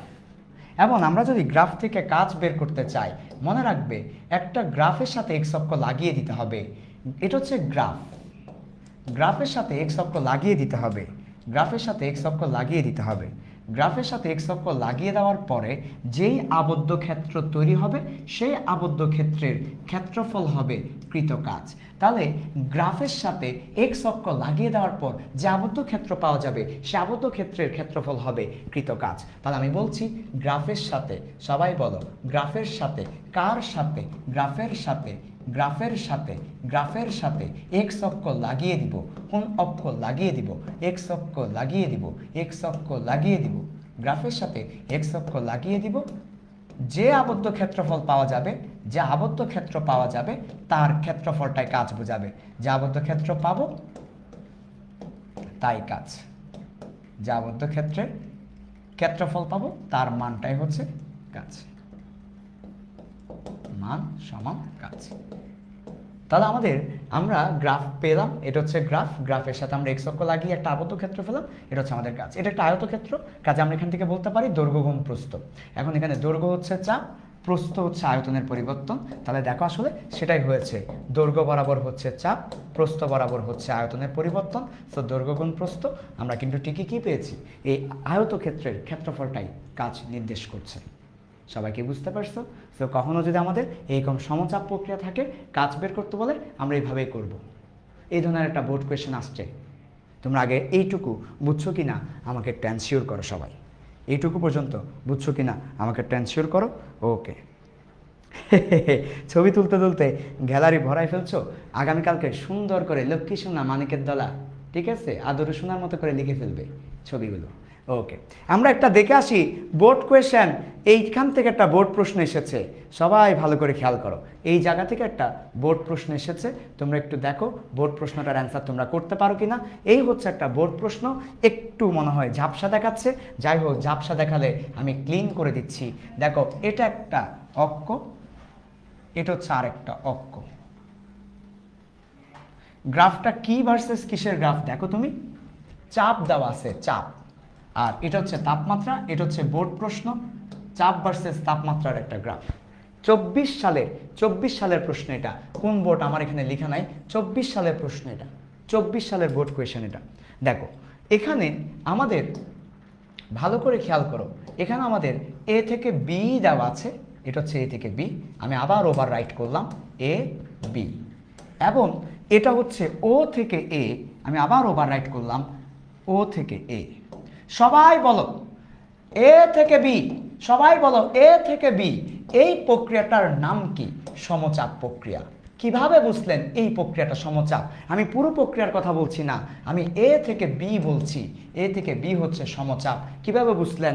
দেখো চাপ কিন্তু স্থির, চাপের মান যেটা আছে সেটাই আছে, চাপ ওঠানামা করে নাই। হ্যাঁ, ও থেকে এ পর্যন্ত সমচাপ না, ও থেকে এ পর্যন্ত সমচাপ না, এ থেকে বি পর্যন্ত সমচাপ। এটা একটা বোর্ড প্রশ্ন।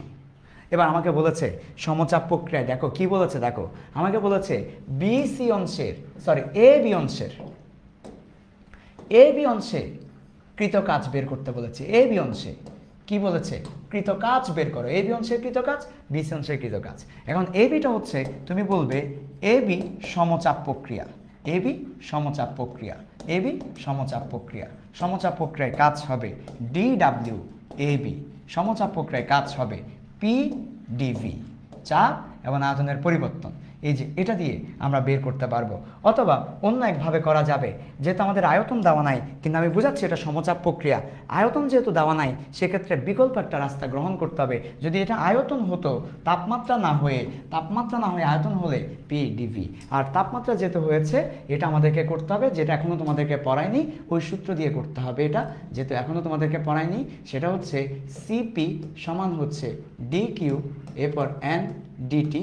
এই সূত্র দিয়ে আমাদেরকে এই ম্যাথ করতে হবে। আমাদেরকে প্রশ্নে কিন্তু দেখো ডি কিউ দেওয়া আছে, এটা কিন্তু প্রশ্নের অংশ। এখানে আমাদেরকে 2 মোল এন দেওয়া আছে, আবার এখানে আমাদেরকে মোলার আপেক্ষিক তাপ স্থির আয়তনে এই যে সিভি দেওয়া আছে, এখান থেকে সিপি পাওয়া যাবে। সিপি থেকে আমরা ডি কিউ বের করে ওই কি বের করতে হবে, যেটা বের করতে হবে কৃত কাজ, সেটা আমরা বের করতে পারবো। এটা আমরা তোমাদেরকে করাবো। আমাদেরকে প্রশ্ন সলভ করানো আজকে উদ্দেশ্য না, আজকে উদ্দেশ্য হচ্ছে বোর্ড পরীক্ষায় একটা অংশ এসেছে সমচাপ থেকে, এটা দেখানো। সমচাপ, বুঝতে পেরেছো? আচ্ছা, তাহলে সমচাপে কৃত কাজের ফর্মুলা আমরা দেখেছি, সামনে আর অনেকগুলো পার্ট আসবে, সেগুলো আমরা দেখব। এবার আসো, সমচাপ প্রক্রিয়া আমাদের শেষ, সমচাপ প্রক্রিয়া আমরা দেখেছি। এবার লিখো সবাই সমায়তন প্রক্রিয়া। সমায়তন প্রক্রিয়াটা সবাই লিখে ফেলো। আমরা আজকে সমুষ্ণ পর্যন্ত তোমাদেরকে পড়াবো ইনশাল্লাহ, সমুষ্ণ পর্যন্ত আজকে তোমাদেরকে পড়াবো ইনশাল্লাহ। এবার আসো সমায়তন। সমায়তনের ক্ষেত্রে আয়তনের চেঞ্জ হবে না, আয়তনের পরিবর্তন 0। আয়তনের পরিবর্তন 0 হওয়ার কারণে কোনো কাজ হবে না। তাহলে কাজ মানে আয়তনের পরিবর্তন হতে হবে, আয়তন চেঞ্জ না হলে কাজ হবে না। 100% কমন পাবে পরীক্ষায় ইনশাল্লাহ, ইনশাল্লাহ 100% কমন পাবে। কোন প্রক্রিয়ায় কাজ শূন্য? সমায়তন প্রক্রিয়ায়। আমি লিখে দিয়েছি কোন প্রক্রিয়ায় কাজ শূন্য, কোন প্রক্রিয়ায় কাজ শূন্য? সবাই একবার রিপ্লাই দাও, কমেন্টের মধ্যে একবার লিখো কোন প্রক্রিয়ায় কাজ শূন্য। সবাই একবার লিখো কোন প্রক্রিয়ায় কাজ শূন্য বলো তো? সম আয়তন প্রক্রিয়ায়। আয়তন চেঞ্জ না হলে কোনো কাজ হবে না, সম আয়তন প্রক্রিয়ায় কাজ শূন্য।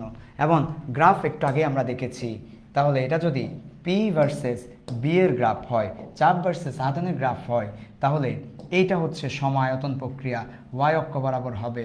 তা আমি একটু আগে বলেছি যে গ্রাফের সাথে, এটাই কিন্তু গ্রাফ, এটাই গ্রাফ, গ্রাফের সাথে এক্স অক্ষ লাগিয়ে দাও, গ্রাফের সাথে এক্স অক্ষ লাগিয়ে দাও, এক্স অক্ষ লাগিয়ে দিলাম, লাগানো আছে অলরেডি, লাগানো আছে অলরেডি। কোনো আবদ্ধ ক্ষেত্র তৈরি হয়নি, নো ক্ষেত্র, কোনো ক্ষেত্র তৈরি হয়নি। ক্ষেত্রফল জিরো, ক্ষেত্রফল জিরো মানে কাজ শূন্য, কারণ ক্ষেত্রফলটাই কাজ নির্দেশ করে। যেহেতু কোনো ক্ষেত্র তৈরি হয়নি তাই কোনো কাজ হবে না। সবাই বুঝতে পারছো কিনা বলো? আমরা আমাদের সর্বশেষ সমষ্ণ প্রক্রিয়া পর্যন্ত যাব, সমষ্ণ প্রক্রিয়া পর্যন্ত আমরা যাব, এইটুকু পর্যন্ত বুঝতে পেরেছো কিনা বলো? ওকে, তাহলে এবার আসো সমষ্ণ প্রক্রিয়া দিয়ে আমরা আমাদের আজকের ক্লাসটা শেষ করব।